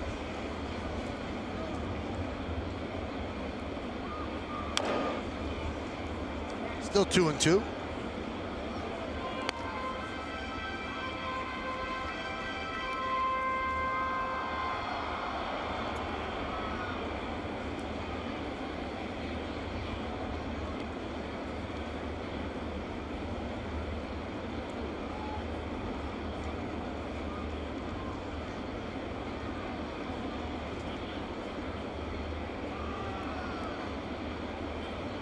And the pitch. Grounded foul. There's been a tale of 2 seasons for the Yankees. They've been a very good team since April. And in April, they really buried themselves, and they're still trying to climb out of the hole they built. 8-14. And they had a batting average of .233, a high ERA, and now 58-47, 11 games over since April. They score a run more per game. Batting average 23 points higher, slugging average higher, and ERA better. And it's funny, the old mantra in baseball, well, don't get so worried, it's a long season, but you can really do yourself such damage with a bad April, and you could do yourself such a great service if you have a great beginning of the season, and then you can play 500 the rest of the way and just walk home. And it goes as a team, Michael, and it also goes from the personal standpoint. I mean, you can bury yourself in April as a player where you feel like you're trying to dig out of a hole all year. It's exhausting. 2-2. That one's driven deep to left field. There it goes. See ya. A 2-run home run for Castro. The Bronx Bombers are out today, and they lead 7-4. To me, this is a 2-strike swing, Michael, and he is that quick to be able to get that ball, but the pitcher dictates what you can do with the ball. This ball was hung. It's a ball that he can pull. He's not looking to drive this out of the ballpark. It was just a hanging pitch that he was able to crush. Look, everything's square, nothing's out of sync, and boom, he's plenty quick enough to put this in the seats. Just a perfect swing. Wow, those are fun to watch, Michael, when everything goes together. Can thinks about a bunt with the shift on, takes outside 1-0. Well, the Yankees have scored 6 runs. Go to papajohns.com tomorrow to receive 50% off the regular menu price of all pizzas online with promo code Yankees6. Boy, Papa John thought they were in business after April. Huh? They didn't give a pizza away the whole month. All of a sudden now they're firing up the ovens. Talk about fire. 14 games for Castro, 20 for 57, 6 homers and 12 ribbies. So it's his 18th home run of the year. And every time he hits a home run, it's a new personal high. And Meredith has more on Come on in, Castro. Meredith. Haven't heard from you in a while. Hey, Paul. Well, Michael was mentioning the 18 home runs out of Starlin Castro. That is a new career high for him. And I caught up with him the other day about the recent power surge. And he said he's been a little bit surprised by it. He's not exactly sure what's leading to the increased power, but he does know that he feels good, he feels strong and healthy at the plate. Now, I spoke with assistant hitting coach Marcus Timms, who told me he's staying back a little bit more. He's not jumping out at the ball. Also, he thinks he's doing a much better job recognizing pitches, and he said you have to take into consideration the fact that this guy is learning new pitches, learning a new league, and he thinks it's just a matter of him getting adjusted to the way people are trying to attack him in the American League and kind of making adjustments from there. So he said that transition from the NL to the AL sometimes bigger for hitters than people think. He's been great for the Yankees, and Paul, you mentioned this yesterday.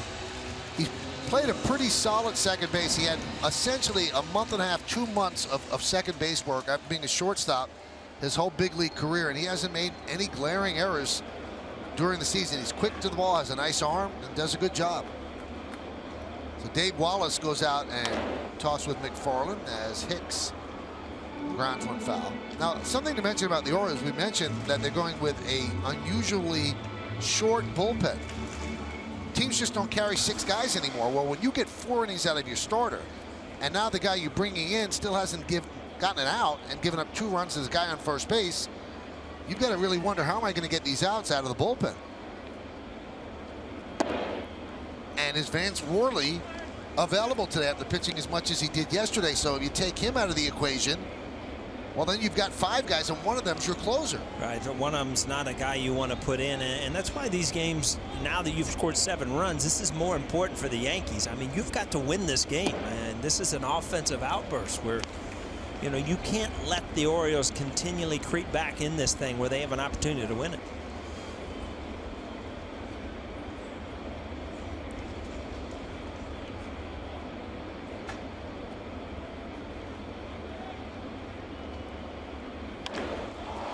Drive, left field, Kim back on the track, at the wall, see ya. A long home run for Hicks, another 2-run shot, and the Yankees lead 9-4.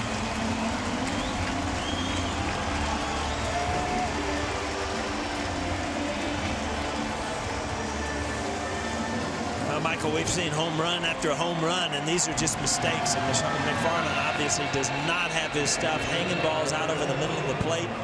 Hitters are not missing anything today.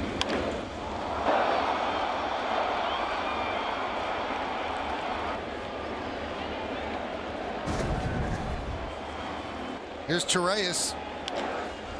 Grounded to third, grabbed there by Machado. And that's the first out of the bottom of the 5th. Look at the location there on that swing. Just middle out. Look at the location on that barrel. It's just going to hit right where you want it to hit. Now, Aaron Hicks has had a rough year. I mean, there's no other way to spin it. But you got to give credit where credit is due. He's 1 for 2 today. So he's now 8 for his last 17. And 9 for his last 29. And the Yankees, obviously, they've stuck with him. They see the skill there. They see the tools there. And they think that they can harness it and make him into the player they think he can be.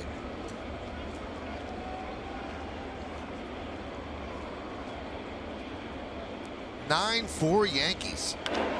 Rounded sharply to second. Scope will get Gardner for the second out.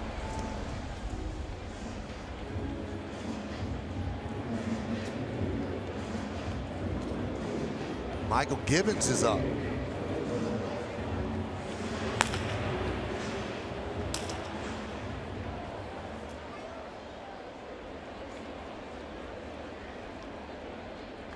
I think Yankee fans root for Ellsbury more now with 2 outs than they ever have before. Because if Ellsbury gets on, they get to see Gary Sanchez again. And there's a strike. Toronto trying to creep back into it. Bottom of the 7th inning. Minnesota 5, Toronto 3 at Rogers Center. High fly ball, right center. On the run, Bourbon, he cannot get there. It's off the base of the wall. And Ellsbury gets a double, and that does bring up Sanchez. That brings Sanchez up with first base open. Buck Showalter's heading out there. Seen enough. So he's going to bring in Givens. McFarland, his first game off the DL, really labored. So they'll go to the bullpen again with Sanchez due up. Editing room floor, I mean, this guy has been one highlight after another, and now he's going to face Michael Givens, who's put together a nice season. 76 strikeouts in 59 and 2/3 innings. He's 8-1. This is his 51st game. The cheers you hear, Gary Sanchez just announced to the crowd as the next batter. Givens can throw. Be a nice matchup here. Runner at second base, 2 outs. There's a strike. 96 miles an hour. Wow, coming from the side, short arm. You know, if you're Gary Sanchez, you got to think, wow, you know, first base open. Well, let's see how this guy. Boom, 96 right there. I guess he's not intimidating.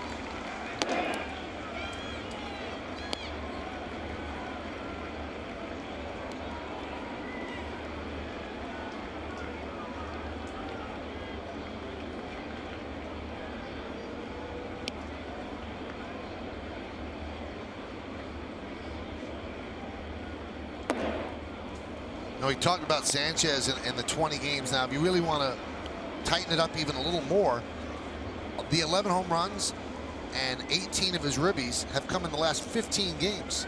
So he started off well hitting wise, but not hitting the ball out. And in 15 games, though, going yard 2-2.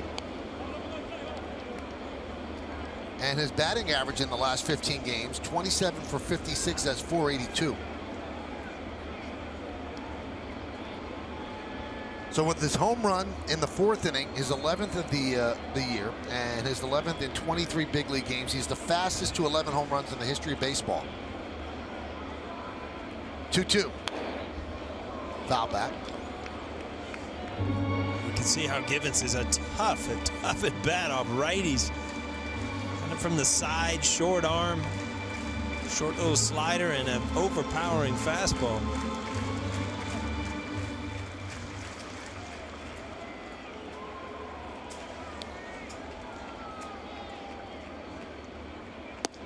Did he go? No, he did not. Wieters was heading toward the dugout thinking that was strike 3. Yeah. Like he held, right? You gotta agree with that one.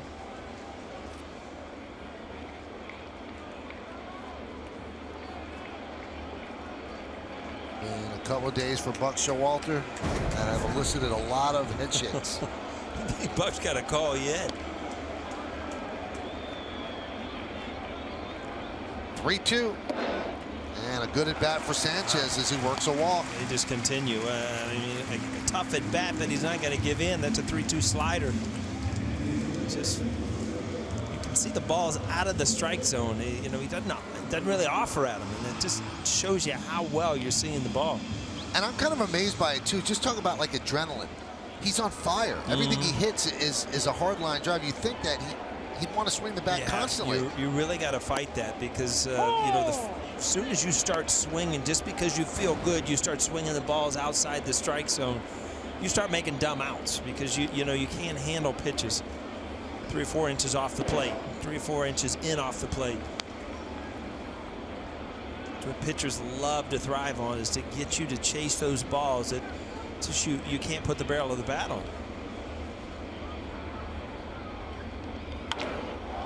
Teixeira with a high fly ball to center field. Bourbon is there, and he will put it away for the final out.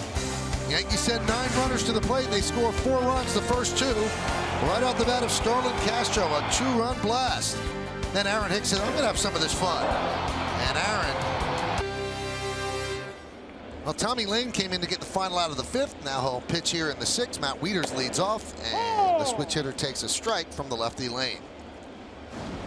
So the Orioles have 3 home runs in the game. The Yankees have 3 home runs in the game. The Yankees have a 9-4 lead. Second game of this 3-game set.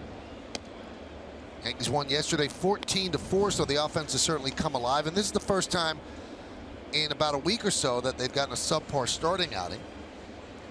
But as Paul said, Green labored, but he didn't let it get away from him. He certainly didn't let the Yankees fall behind and then, you know, just kind of pack in the game and think about tomorrow. He kept battling and ended up giving up 4 runs in 4 2/3. Certainly not a good performance, but not terrible. Yeah, as many opportunities that the Orioles had. You know, he did make some pitches to get out of some big situations. It just he struggled. He struggled with location on his fastball and definitely his slider. So Adam Warren beginning to warm, pitch outside. The Yankees close this game out, which obviously we're a long way the way things are going, but it'll be a positive thing for Green to realize that, you know, you battle out there, you can win. Sometimes the offense will pick you up. You just cannot give up when things aren't 100% going your way.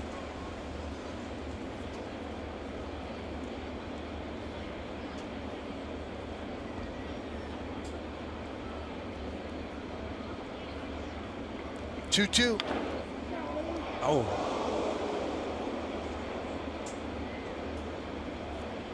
Into and out of the stands. Let's see if everybody's okay.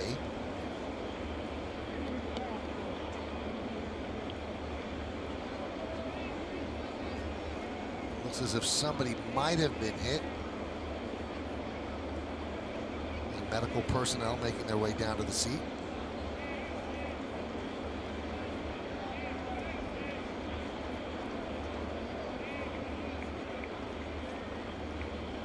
The players are all locked in, Paul, and you could speak about this better than I can.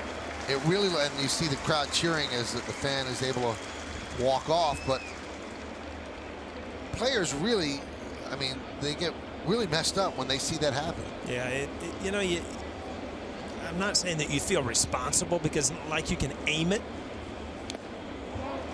That's tipped into the glove of Sanchez, a strikeout of Wieters.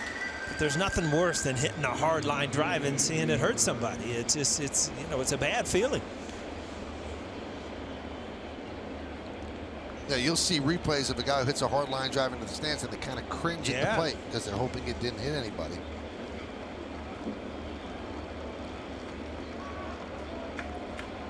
Here's J.J. Hardy, and there's a strike from Lane.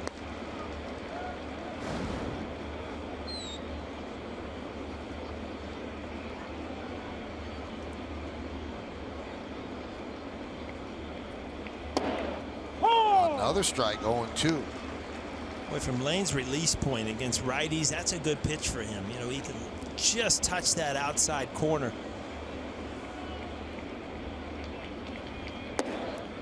Just missed the outside corner.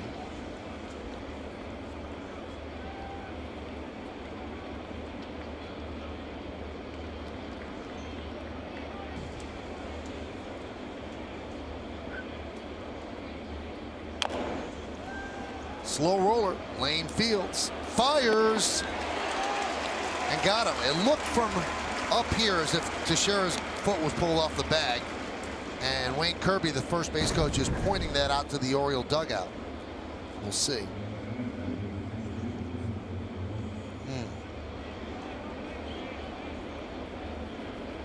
Looks like he's stayed on. They just kind of brought his heel up. Looks like he kept the toe on there. Buck don't challenge. He hasn't won one yet.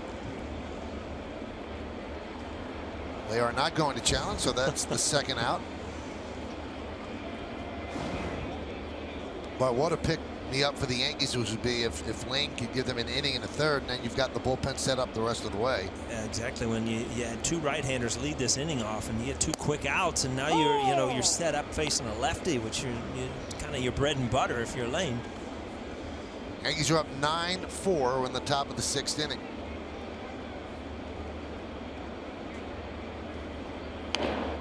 Grounded and backhanded by Torreyes. Sets, fires, and not in time. Boy, Bourbon gets down the line quick. Drag bunt last time. He's kind of wearing Torreyes out, and that was a good play. I mean, he made a good play on that and a strong throw. Bourbon just runs too well. There's no way. He's not going to have him if he put it on the line. Joe Girardi's not going to mess around. He got the matchup he wanted. Got two quick outs. Go back to the bullpen. So Lane gets the two righties, then the lefty gets the hit, and Joe Girardi will signal to Adam Warren with the dangerous Manny Machado coming up. The third worst OPS against right-handed starters. That's why the Yankees decided to make the change. And guys, with the off day, CC Sabathia still going on regular rest. Good stuff, Meredith. Thank you very much. And that gives Michael Pineda another extra day off. So we'll see what he brings to the party Monday against Kansas City.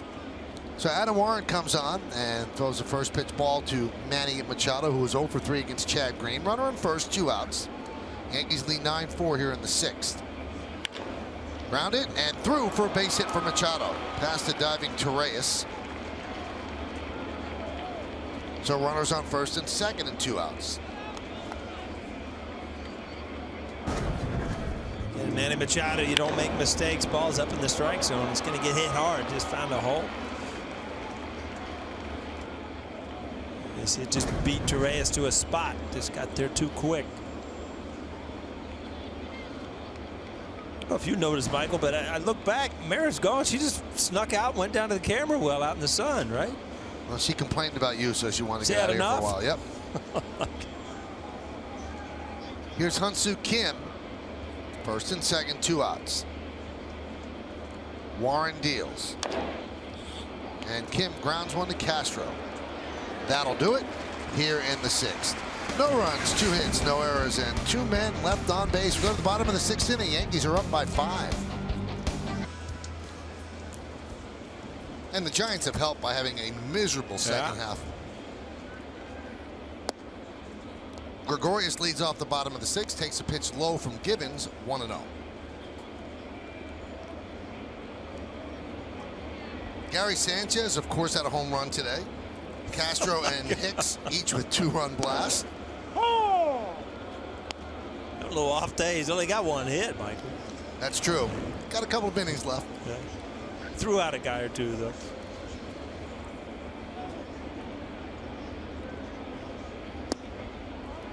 You sparking up the grill on this pleasant day, Michael? I don't know what the eating situation's. Is that right? Yeah. You don't even inquire till you get home anymore. I don't care. Yeah. I really don't care. Got the Jets Giants tonight. Oh, I'm all ready.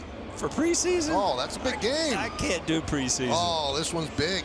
You know what's big is the fantasy draft I got next week. Now that's big. But you can do some recon work for your fantasy draft. No, because I put myself into spring training, and you can tell nothing about the season somebody's going to have by spring training. The 2-2, but this is the Snoopy Bowl. This is big.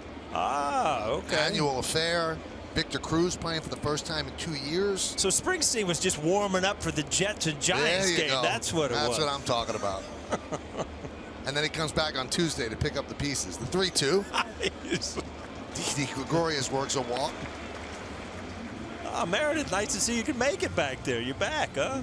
Hey, I'm quick on my feet, Paul. Well, nice. I think I made a pretty good time back up here. Pretty good. She gets carted around here by a drone. People don't know that. We have our very own Meredith drone. We drop her in and drop her out. Yeah. So here's Starlin Castro. He has 3 ribbies today, an RBI single, a 2-run home run. So he's 2 for 3.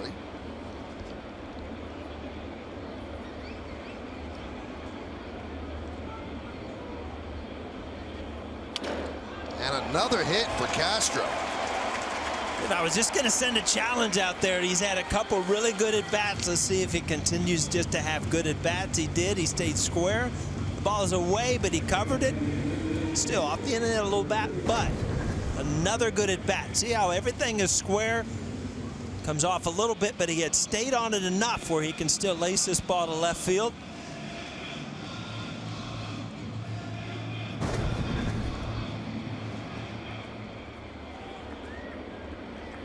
Here's Brian McCann. He's 1 for 2, RBI double, hit by a pitch, scored a run. Hit by Castro, the Yankees' 11th of the afternoon. And McCann swings and misses. McCann was not here yesterday, attending to the funeral of his grandmother. But back at the ballpark today and in the lineup.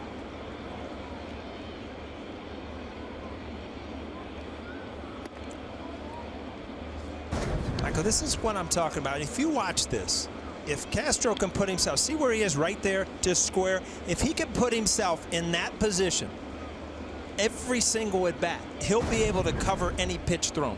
Now, as soon as you start tilting or tipping. That one is lined into left field. It's a base hit. That's going to score DD easily. Castro will go to third. It's an RBI single for Brian McCann, and the Yankees lead 10-4. Michael, we got so many good things happening, we can't even keep up to them this quick. Again, another good at bat by McCann, another good at bat with men in scoring position going the other way. I mean, just good things offensively. A little tail on it, just a good piece of hitting.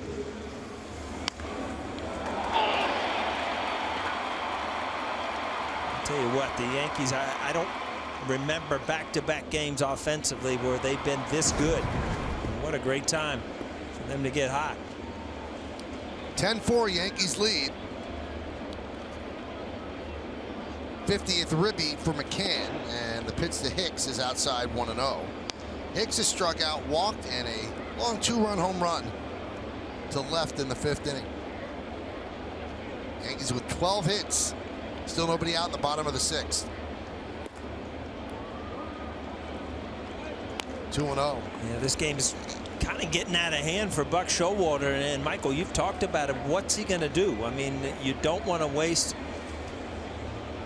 your whole pitching, but you know you're limited out there. You got to get outs. You can't run out the clock. Donnie Hart, the left-hander, is up. They've already used McFarland.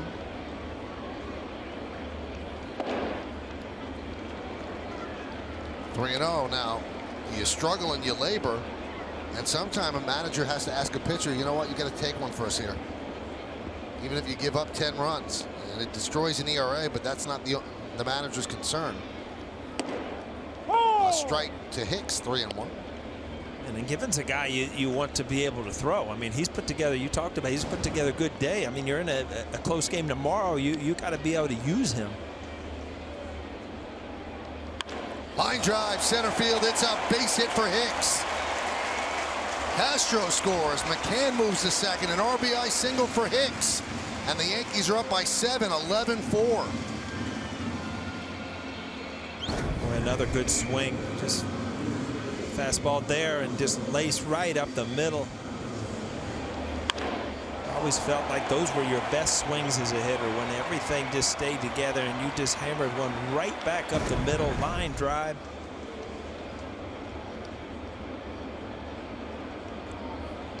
Here's Torreyes. 0-1. Well, still nobody out, and obviously everybody at home doing the calculations. You might get to see another Gary Sanchez at bat.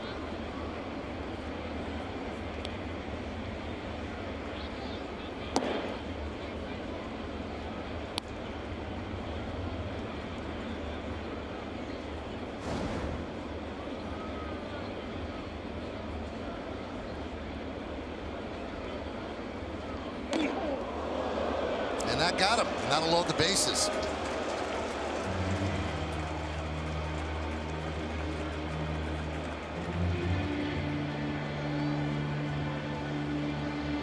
And now Buck Showalter will say, okay, I'm not going to blow out Givens here. Bases loaded, nobody out. So he's going to go to his lefty to face Gardner and Ellsbury. So stick around. First back-to-back games against the Orioles in double digits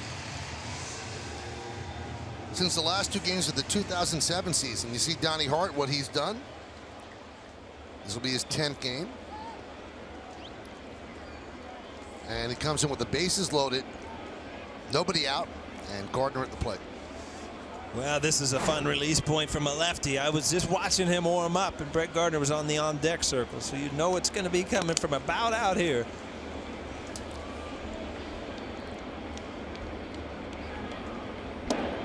And a strike. You know, this is the type of game, Paul, where if it gets out of hand, Showalter's going to have to use a position play. Yeah, you're probably right.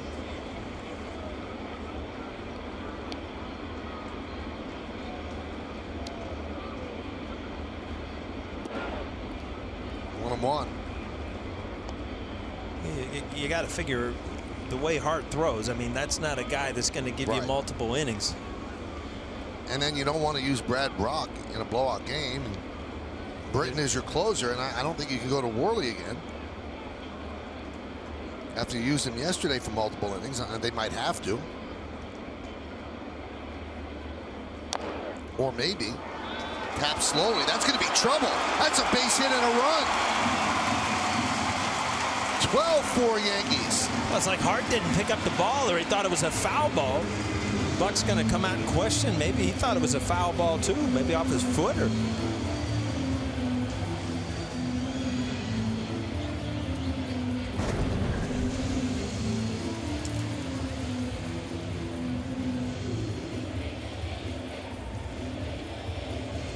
let's see.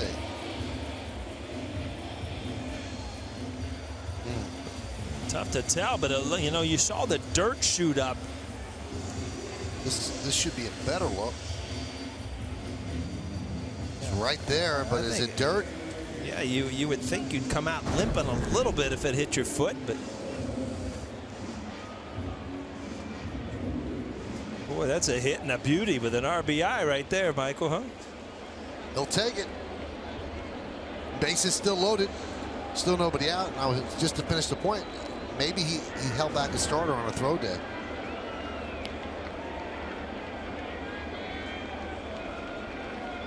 Knowing he was short in the bullpen.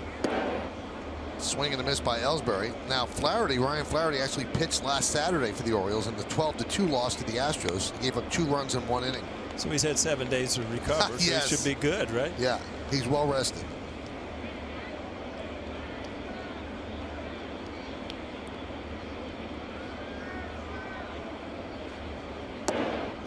Oh, and 2. Sanchez is on deck.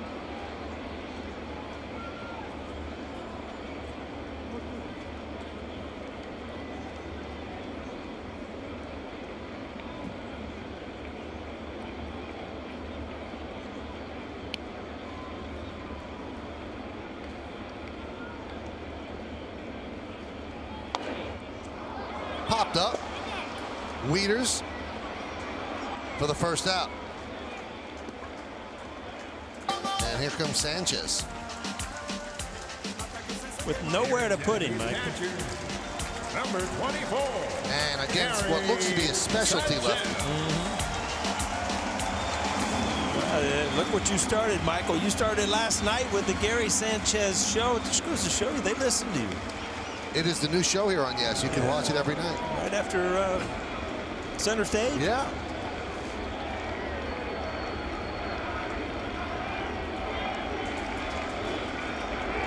All right, so Sanchez already has a home run, 2 walks and a strikeout today. Way outside.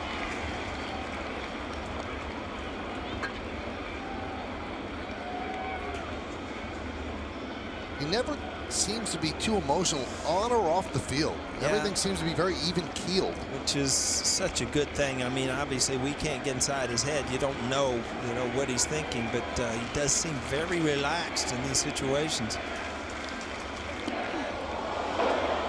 Gonna jump out of the way of that one. 2-0. Again, there's no place to put Sanchez.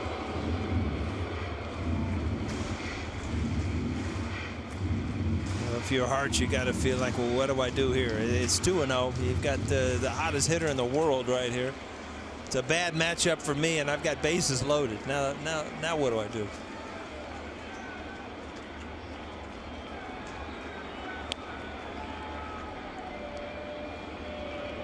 The 2-0. Goes breaking ball and clips the outside corner for a strike. I think he got a break there. That ball looked like it was outside.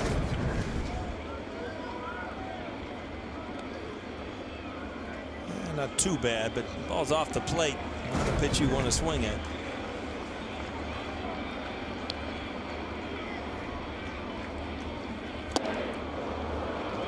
Two and two.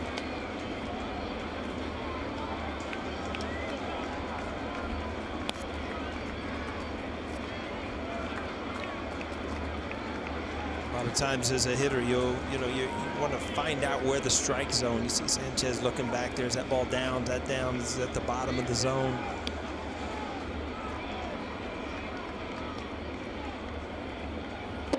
Strike three. Sanchez down looking. He did not love the call. The fans don't love the call. Yeah, I thought the first strike was away. This ball might have been in. Yeah, that's a tough pitch. So for the second time in as many innings, the Yankees send 9 batters to the plate. Here's Teixeira with the bases loaded. 2 outs. And he is working the corners. 0-1.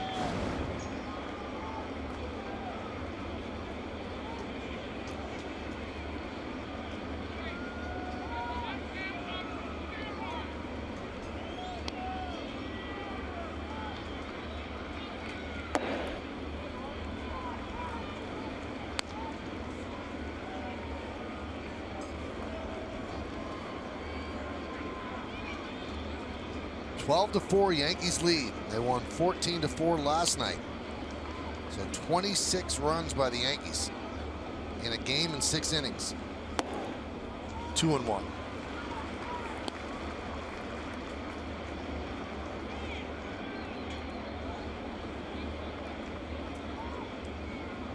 Minnesota leads Toronto 7-6, top of the 8th inning at Rogers Center. 2-1. 3-1, no place to put Teixeira.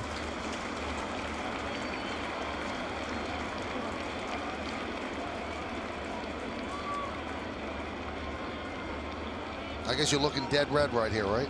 Well, I mean, yeah, you just don't want to leave the strike zone, but you don't want to try to get too big. I mean, you just try to hit something hard. Ooh. Strike. To a breaking ball. That was not dead red. Well, you swung through that one, Mike. You're still in the at-bat. But you just gave up on your game plan, didn't you? I might have corkscrewed myself into the dirt on that one. Runners go. Soft ground ball up the middle. J.J. Hardy will get Teixeira, and that will do it. But the Yankees put 3 runs on the board. They leave the bases loaded. We go to the 7th inning. All Yankees 12-4. Will face Trumbo, Davis, and Scope. 3, 4, and 5 in the O's order, and that one's fouled straight back.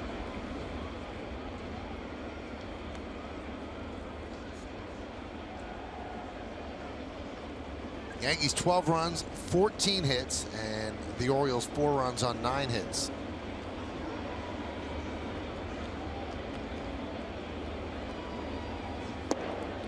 You know, Paul, you see the Oriole lineup, and it's daunting to get through that lineup with the 200 home runs, now 202. And I don't know if they're going to be able to hang if they continue to get starting pitching like this. Yeah, their pitching is something. And Tillman, I mean, you take him out of that rotation, it's just, you know, it's a big blow for them. And they don't have, I think we talked a little bit before the game, they don't have that young stud waiting in AAA to bring up either and take a chance on that either.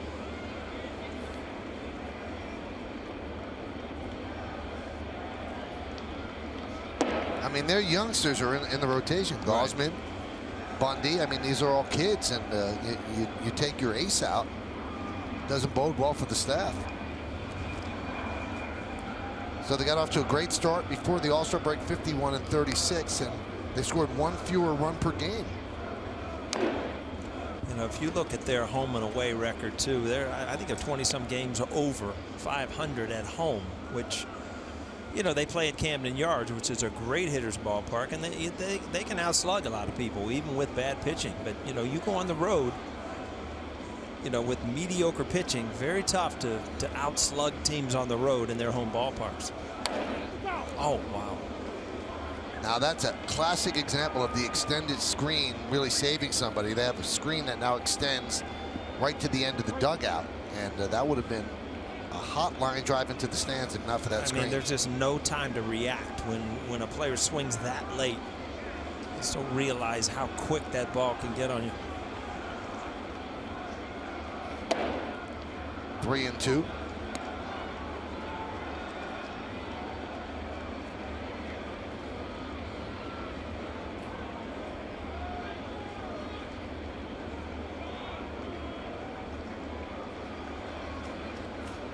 Strike 3 right there. Trumbo down looking, so they retire him for the first time. Yeah, good slider right there. 3-2. Locked him up. Now to amplify Paul's point, they're 20 games over at home, the Orioles are, and they're 8 games under on the road. And the old adage is you beat up on people at home, but you have to play 500 on the road. So they're not doing that. Chris Davis grounds one foul outside of first.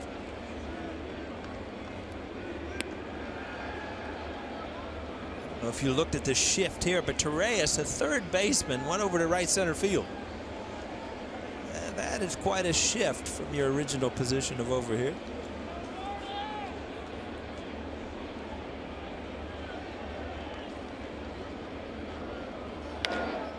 That one is looped left side, and Didi got a late look at it, but makes the adjustment and makes the play. You know, we showed you the wild card standings before. Let's take a look at the East, where the Yankees certainly are within spitting distance with over a month to go. The Blue Jays, who are trailing 7-6, top of the 8th inning, they're in first. Red Sox 1 game back, Orioles 2 back, and the Yankees 5.5 back. Yankees trying to go 6 games over 500 for the first time this year. And as Paul always says, they're increments. 5 over, then you try to go 10 over, you take it from there. High fly ball, right side, long run for Hicks, and it's out of play. I just noticed those glasses don't help you on the far scoreboard as much as they do reading. No, no, they're only for reason. You need a score, let me know, all right? I can still see out there. Eyes have been a hawk long distance.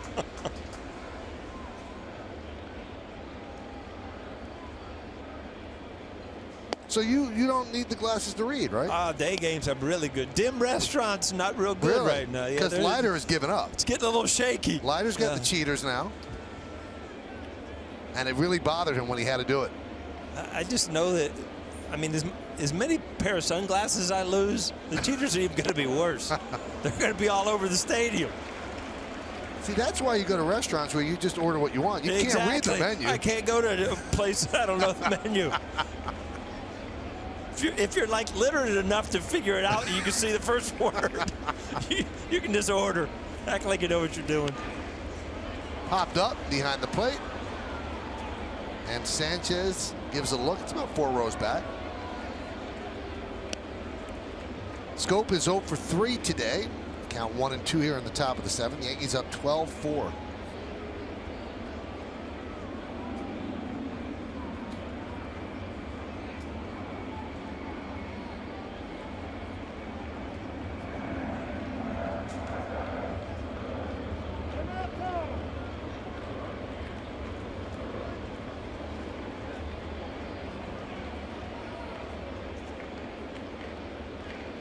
Warren deals the 1-2. Swing and a miss, and Warren with a 1-2-3 inning here in the 7th. The O's go down in order. At the end of 6.5 innings, get up and stretch. Yankees lead 12-4, but will stay right here to honor America in the Bronx.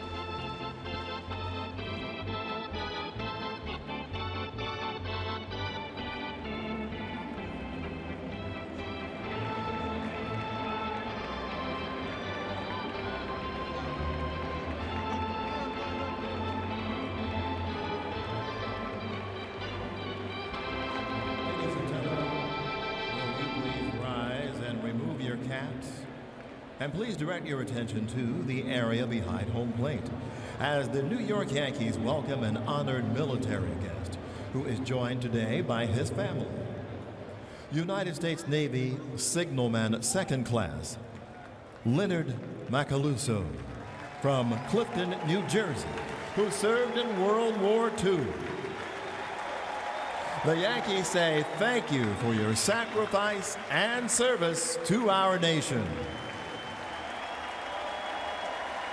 Now, ladies and gentlemen, please join in Kate Smith's rendition of God Bless America.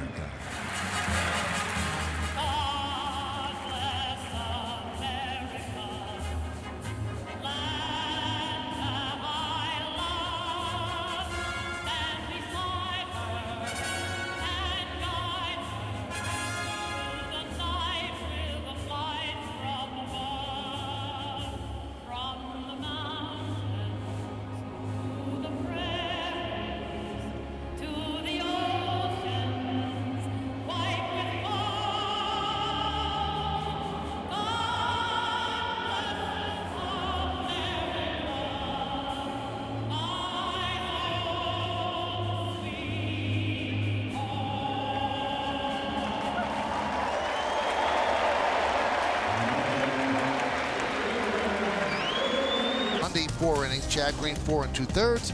Another home run for Gary Sanchez, his 11th, and the fastest to 11 home runs in baseball history. 23 games. Starlin Castro, 3-for-4 home run and 3 runs batted. And also Aaron Hicks with a 2-run home run. Donnie Hart still out there for the O's as he deals to Gregorius. Fouls it away, 1-1.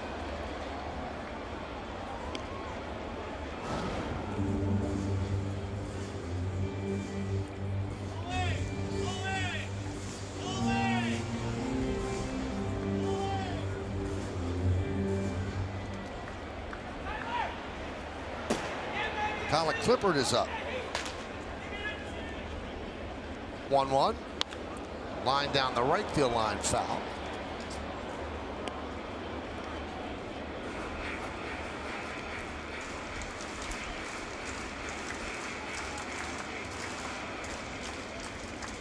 GMC scoreboard 12-4, Yankees lead. Look, they got their heads down. Their brothers, the Orioles, are taking a beating out here. Bad day for the Birds.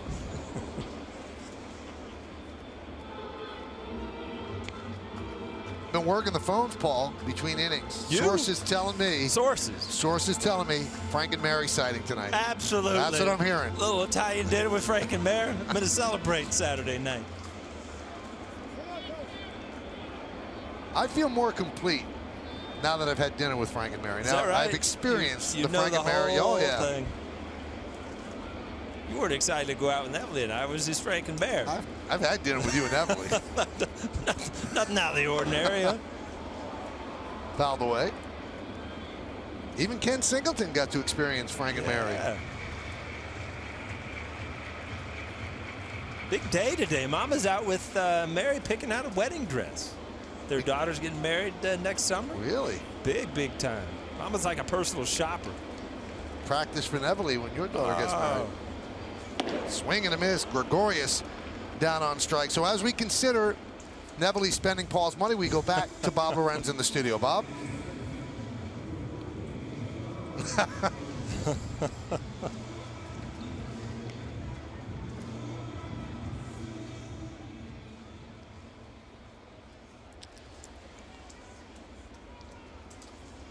Nice. Thank you, Bob.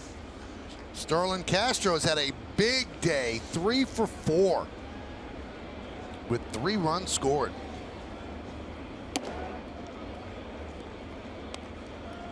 So he is inching the average toward 270. He's at 268. Now, Michael, he's had 4 good at-bats. He's putting himself in position. Let's watch. Let's see if his concentration just goes just a little bit. See if this all stays square. Or see, he's starting to open up a little bit. Wants to kind of pull the ball here. Is that just getting greedy when you're opening up? Yeah, it's just trying to force the issue a little bit. I want the ball in her half. I want to shoot one into the seats.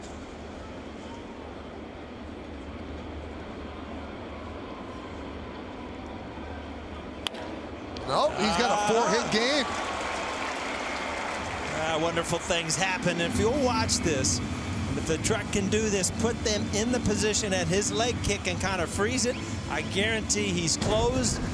And then all of a sudden, you know, you see it right here.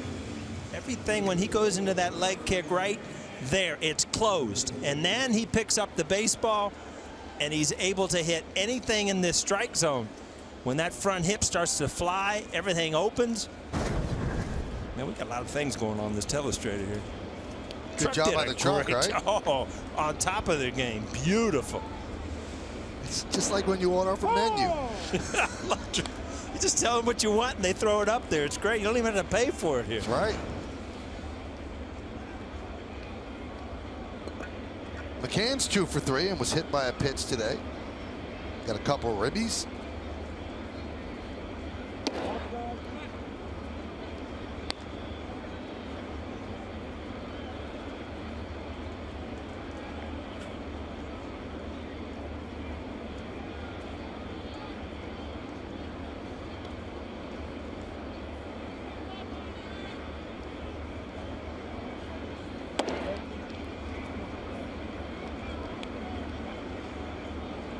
Well, the 4 hits for Castro matches his career high.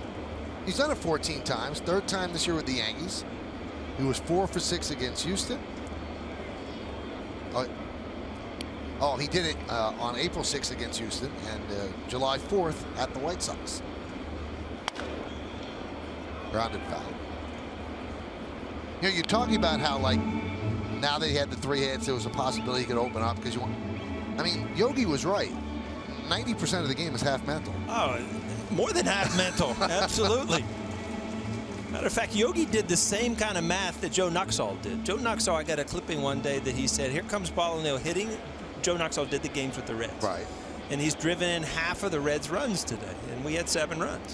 So it was very tough to figure out.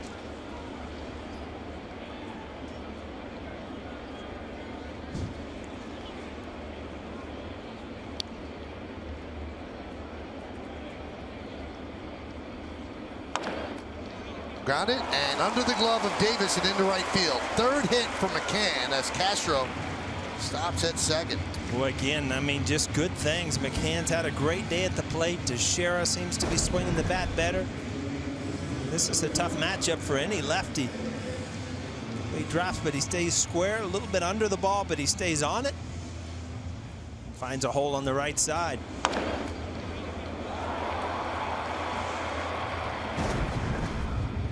For our younger viewers, Joe Nuxhall, longtime broadcaster for the Reds, but I still cannot believe he actually pitched in the major leagues at the age of 15. 15. Oh, everybody was in the service, and they just basically said, kid, can you pitch? He went out and pitched. He didn't pitch well. It took him a while to get back, but one of the best, I mean, one of the true characters of the game.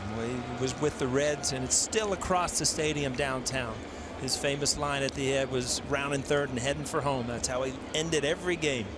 It's lit up in Cincinnati still to this day. Chopped to 3rd. Machado goes to 2nd. The ball is dropped, but dropped on the transfer. So McCann is out on the fielder's choice, 5-4. 2 away.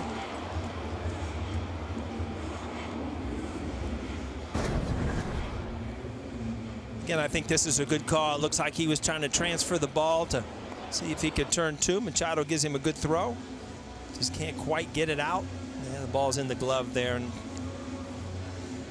Michael, I can't tell you how much a difference it is for these second baseman, shortstop, middle infielders turning this double play now, where they know they can stay in there without, you know, being roll blocked over there.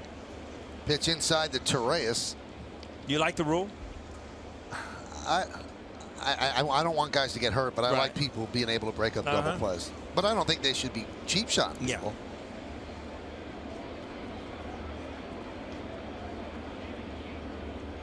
How about the catcher? That rule is because of Buster Posey. Right.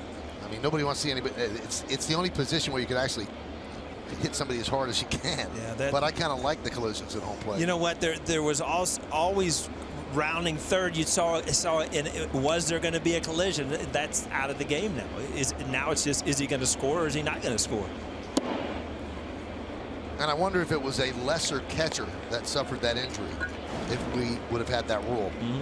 Buster Posey is one of the faces of baseball and a great young player and the face of the Giants, and got a terrible injury blocking home plate, and they changed the rule.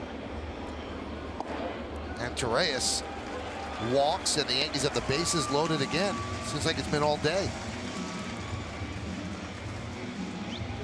And by the way, now Gary Sanchez is short of at least one more at bat, at least in the 8th inning. Buck Showalter quickly out of the dugout, and he is signaled to the bullpen. So that'll do it for Donnie Hart, and Brett Gardner comes up with the bases loaded as they Brad Brock. Otherwise, they would have kept Hart in to face the lefty Gardner. But now with the bases loaded, I mean, the game's almost out of hand anyway. He wants to keep it from really spiraling out of control. This is Brock's 56th game, and what a year he's had, Paul. Look at those numbers. 39 hits in 63 innings. Yeah, they've got the big two at the end, and that's Brock and Britton. And, you know, obviously not the situation that Buck wants to bring in one of his best, but, you know, you've got to get these outs to get to tomorrow at this point. All right, so Judge pinch hitting for Gardner. Yankees lead 12-4, bases loaded, 2 outs.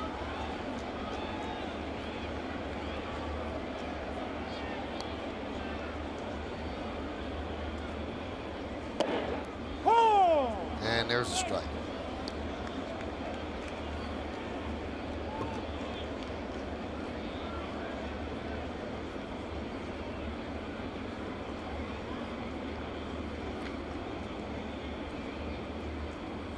Swing and a miss. 0-2.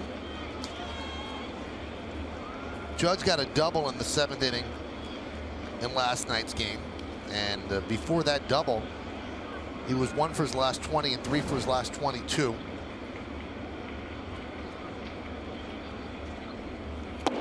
And he swings and misses, so Brock comes on and does the job.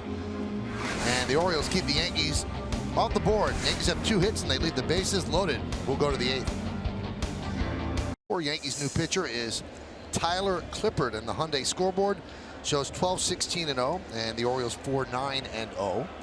Pedro Alvarez will lead off here in the 8th. That picture almost had like the Field of Dreams on it. The patch of long grass looking at the Yankee Stadium. Now, Paul, I read a story the other day, and I want to get your read on it. So there was a story and an interview, and you see Clippard's numbers, 52nd game with both Arizona and the Yankees. And the core 4, Jeter, Posada, Andy, and Mo,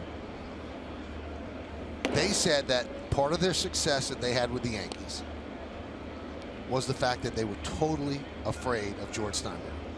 Totally afraid of him. Totally afraid of him. When they were coming up, he would walk through the minor league clubhouse and just stare at you. Oh, absolutely. Did you feel the same way? And you were a veteran when you got here. You know what? There was more than respect. Right. There was respect Right. because he's the owner of the team, but there was also a pressure, and I thought it was a good pressure to win. Right. And so I appreciated that, believe me, because I felt like he as an owner wanted to win as much or more than the players. And there aren't too many managers and owners of a team that you can say the same thing about. And was there a slight fear that he would yell or discipline people? Well, you know, you heard the stories from the 70s and things like that, but I mean, I was here when anything we needed, he went out and got. Right. Any player we needed to put over the top, he would go get that player. So like I said, it was all about his intense winning, and that to me was awesome. I love that. Alvarez, sky high fly ball. But believe me, if you had a big series and you didn't play well in it, you always felt like you weren't only letting down, your teammates, your manager, you were letting down the owner. And Mr. Steinbrenner, you felt like, he made it known that he was there in big series. And they also talked about, like at the old ballpark, security at the stadium had a nickname for George Steinbrenner. It was the Eagle. And that when he was coming to the ballpark, or he was like a couple of miles away in his car, everybody would be on the walkie-talkie and go, the eagle has landed, the eagle has landed. And the four of them talked about how everybody snapped to attention. Everybody that worked at the stadium wanted to be doing the right thing and not be called on the carpet. I just, in my mind, the Yankees, the tradition was here, but the Yankees would have never come to the top like they have without Mr. Steinbrenner and the time that he spent here. It just, to me, was the perfect fit. I mean, obviously, if you weren't a Yankee fan, you hated the franchise, and you associated Mr. Steinbrenner. If you were a player or a fan, you couldn't only respect for what he did for this city and for the team. Swing and a miss by Wieters in the count 1-2.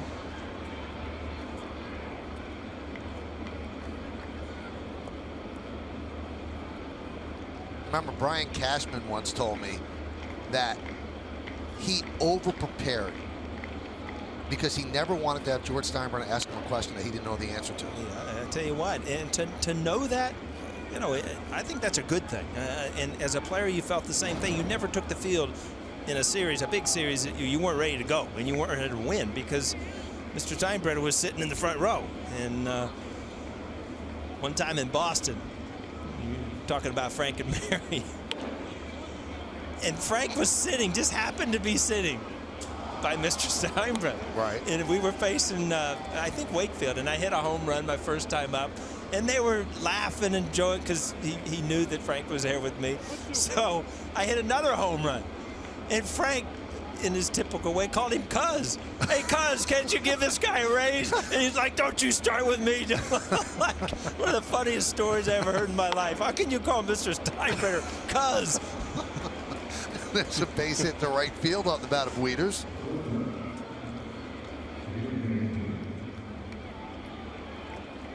So 1 on, 1 out here in the 8th inning. 10th hit for the Orioles, but they are trailing 12-4. And that'll do it on the day for Matt Wieters. They will bring in a pinch runner. As Buck Showalter probably went to Wieters and said, hey, do you want this last at bat? Wieters said, yeah, and then I'll get you out if you get a hit. And, you know, that's just kind of a respect thing from the manager to the players. And, you know, it's 12-4. A couple innings off. Francisco Pena pinch running.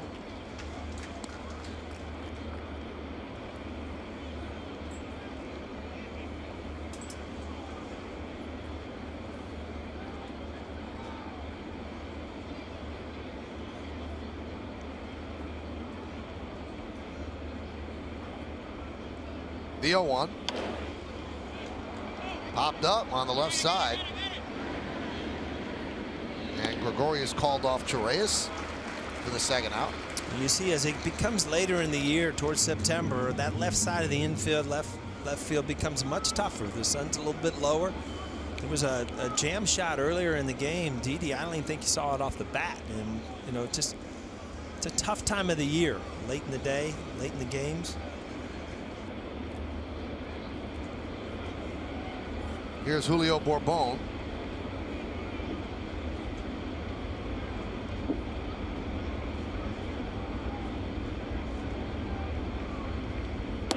Judge has moved into right field, and Hicks shifted from right to left as Gardner's out of the game. Here they are battling the sun. Even with glasses, you have to use your hand for double protection.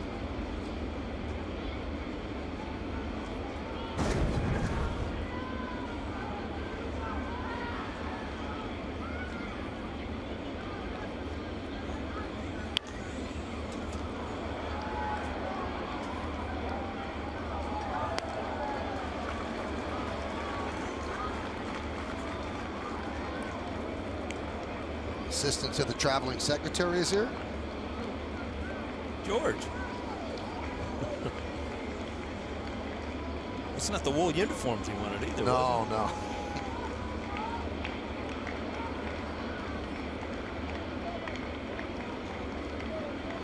The 0-2. On the left side. Torreyes.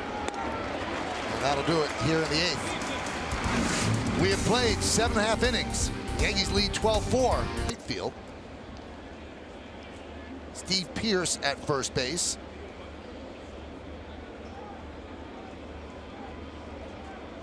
Flaherty at shortstop. This might be a high school game where Flaherty will come in from short to pitch. And Pena behind the plate.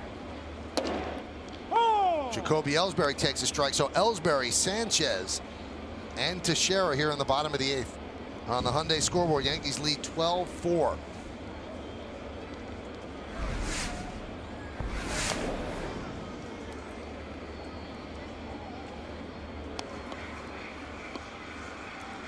Well, Toronto came all the way back and beat Minnesota 8-7. So a big win for the Blue Jays.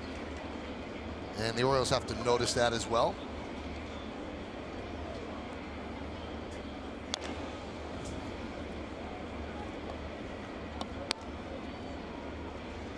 Well, Gary Sanchez is not going to bat second in this inning. They will give him an inning off and a bat off.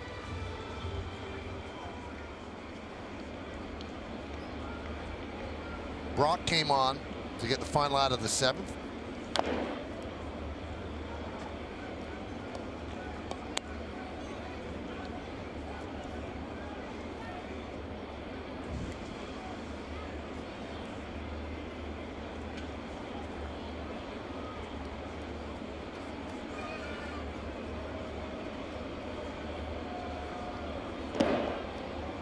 One and two.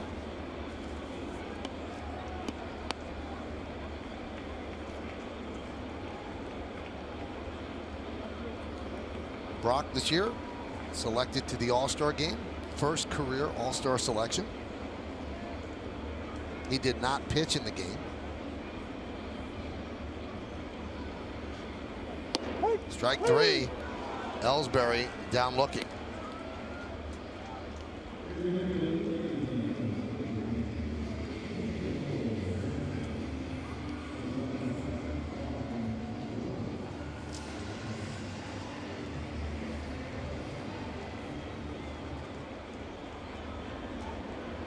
There's a stat for you, Michael. Look at that. This is from Jeff Quagliata in Stanford. All 9 Yankee starters have a hit in back-to-back games for the first time since 2009. Romine skies one the other way. He didn't know where the ball was and now starts running. Reimold will fire the ball in. Romine had no idea where that ball was. He thought it was foul by a lot. Just stayed in the batter's box. Yeah, once in a while you keep your head down. You lose sight of what happened. But he fouled it off. Next thing you know, what a happy feeling that is. Hey, a base hit. Turned to the dugout and smiled.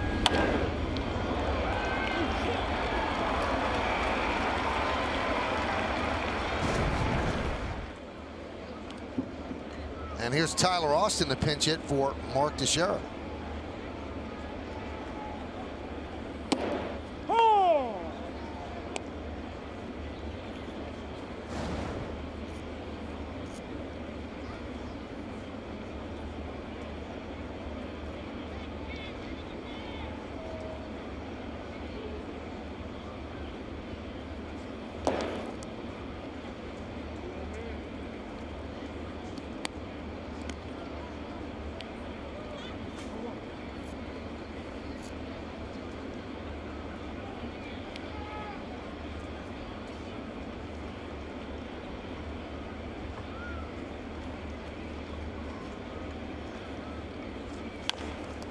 Tapped under the glove of Brock, and they still get Austin at first.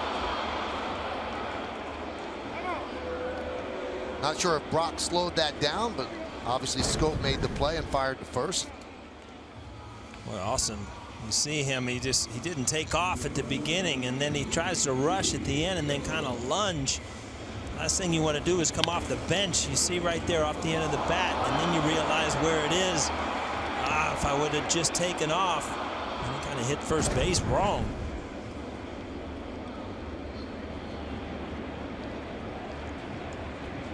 Well, after hitting a home run in his first at bat,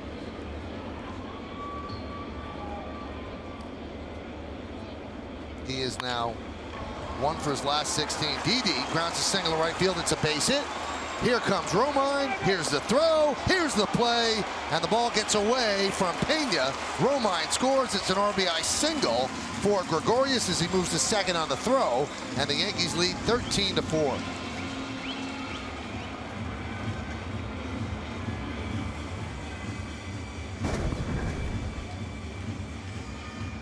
Ball up the line. Ball's on target. He's probably out. Ball comes loose.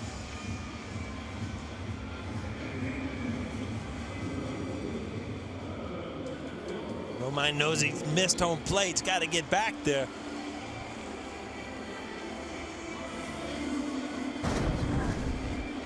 Now here's your guy, Paul. Can he get 5 hits? Can Castro stay within himself and get 5 hits? Yeah, we'll see. We're gonna do the X's and the O's and see if he opens up or if he stays closed. You know, he's facing a pretty tough pitcher right here, though. But you've got to give yourself a chance here. That wasn't a good one, Michael. Did you see that? It started leaking a little bit. Now we got to recover a little bit. That's only one pitch. Now, do you know you're leaking out? Yeah, you start to feel it, but what happens is you kind of lose concentration in the middle of the windup, and that's what happens.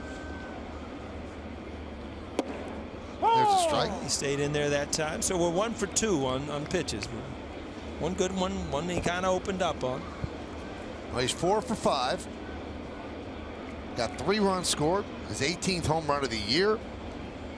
Got 3 ribbies. That's a nice day. Open up there. Day running away with this one as well. Kirby Yates will try to get the final 3 outs as Warren and Clipper did what they had to do. Now we'll see what the official scorer decides. Chad Green can't get the win because he didn't go 5 as a starter. Will they give it to Lane? It's up to the discretion. It's not always the pitcher that's in there when they have the lead. It's up to the discretion of the official scorer. And today the official scorer is Howie Carpin. I'm sure he'll be fair. My guess is they'll give it to Lane.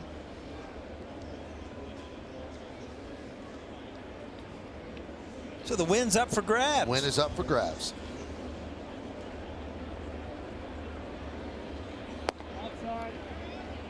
Now Yankees did something today they haven't done since 2011. Now James, was it 51 plate appearances? 51. They had 51 plate appearances.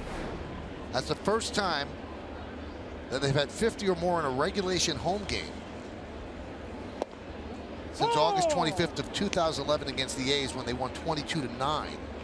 Now, many might remember that game as the 3 Grand Slam game. Cano, Russell Martin, Curtis Granderson all had Grand Slams. The only 3 Grand Slam game in Major League history. A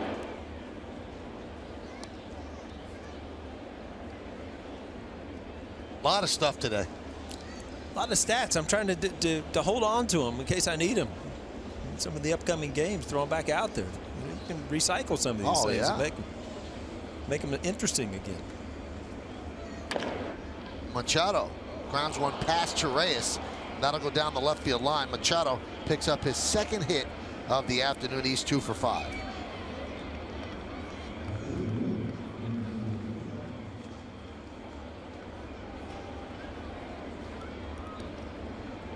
Boy, Jacoby Ellsbury has to hope he does not get a fly ball behind him because he's going to run into a bunch of birds who are just camped out on the grass out there.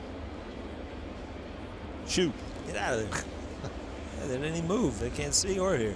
Amazing. I got a dog like that at home. Can't hear or see.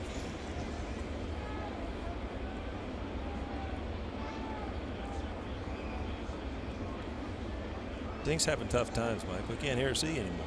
Well, Dink's old, right? Yeah, he's old.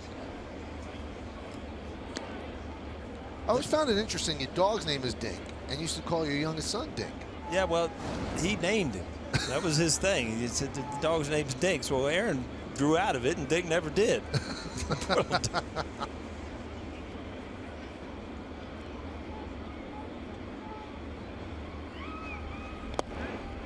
Backhanded by Romine, who was taken over behind the plate after pinch hitting for Sanchez.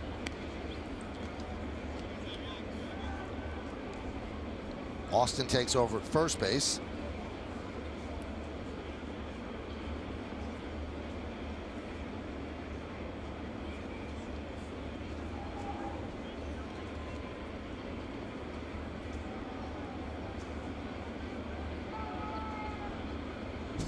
Trying to be helpful. Yeah. There's a strike.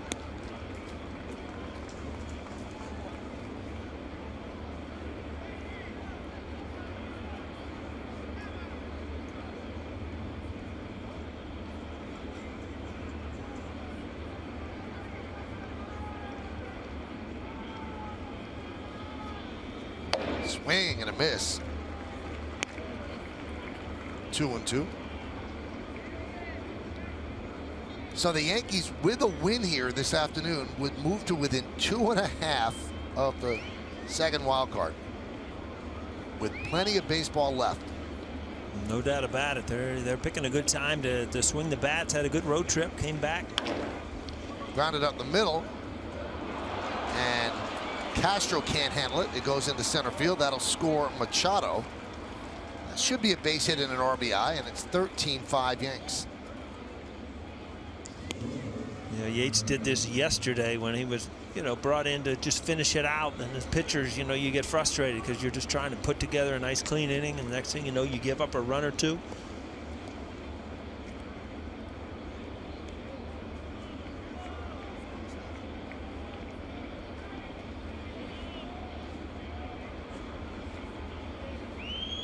Here's Flaherty.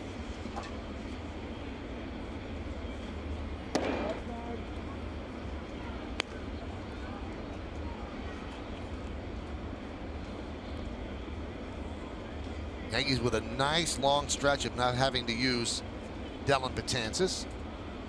Recharge his batteries.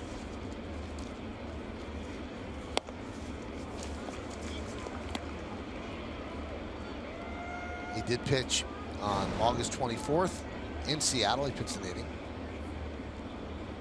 So he had the travel day yesterday and today, unless Yates struggles. You have to do a lot of struggling to get Betances up. We got a line of guys we're going to get to before we get to Dellin Betances today.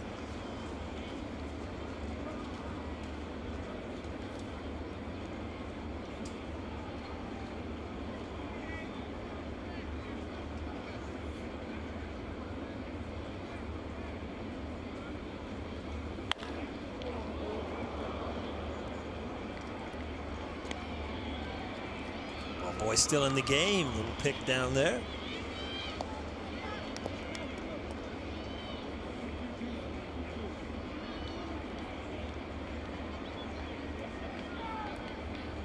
Surrounded by some of the kids and his closest friends, all wanting the baseball. You can make a lot of buddies out there, but you can make a lot of enemies too. 2-2. 3-2 on Flaherty.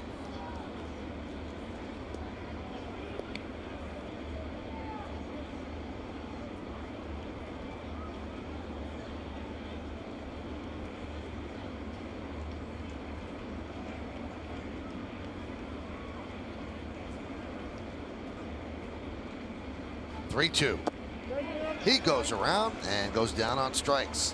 One away here in the ninth.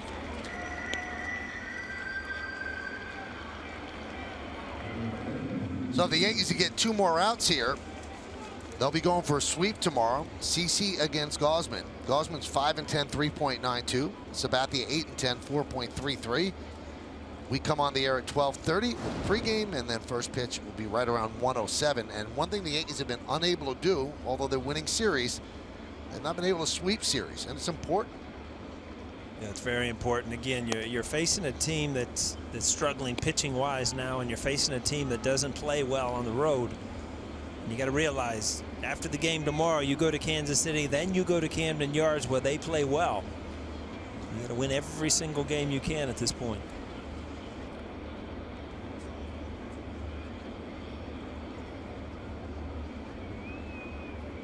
The 1-0. Pierce takes a strike. 1-1. Pierce is first at bat. And this is in Davis's spot. So Davis had a couple of home runs today. And 3 at bats, also was hit by a pitch. So now Davis with 32 home runs. Trumbo had a home run today. He has 39 to lead the majors. And Machado has 31. So this is a power-packed lineup But as Meredith explained earlier, Joe Girardi switching to CC for tomorrow and having Pineda start on Monday in Kansas City because the Orioles seem somewhat susceptible to left-handed starters, and the Royals seem somewhat susceptible to right-handed starters. So let's see if that little flip-flop works.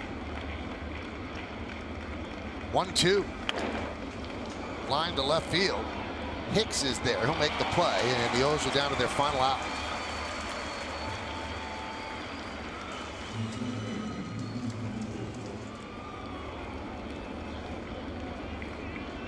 They're just chowing down. So chuck some sunflower seeds out there or something.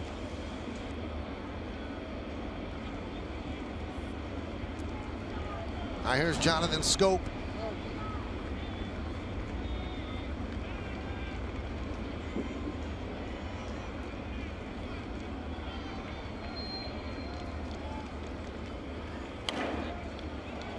Foul back here, 0-1. Well,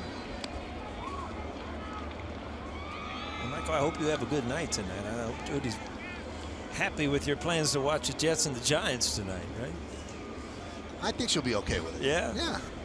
Anytime you can snuggle up to a big That's old right. Hold teddy hands, bear watch like the- you. Yeah.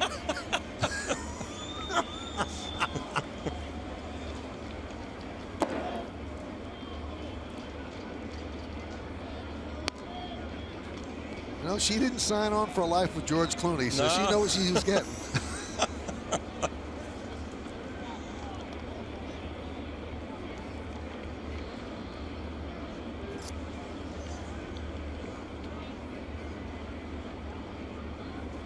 One.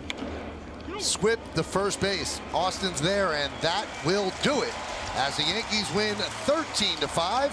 They are now 6 games over 500 for the first time all year. They move to within 2.5 games of a wild card. Still some teams to jump over. And they will go for a sweep against the Orioles tomorrow. The Yankees have won 4 in a row. The final 2 in Seattle. And the first 2 here against Baltimore. Big day for Starlin Castro. A home run, 4 hits. So all in all, the Yankees pound out 18 hits. And they win this one 13-5. Another home run off the bat of Gary Sanchez. Now the fastest to 11 home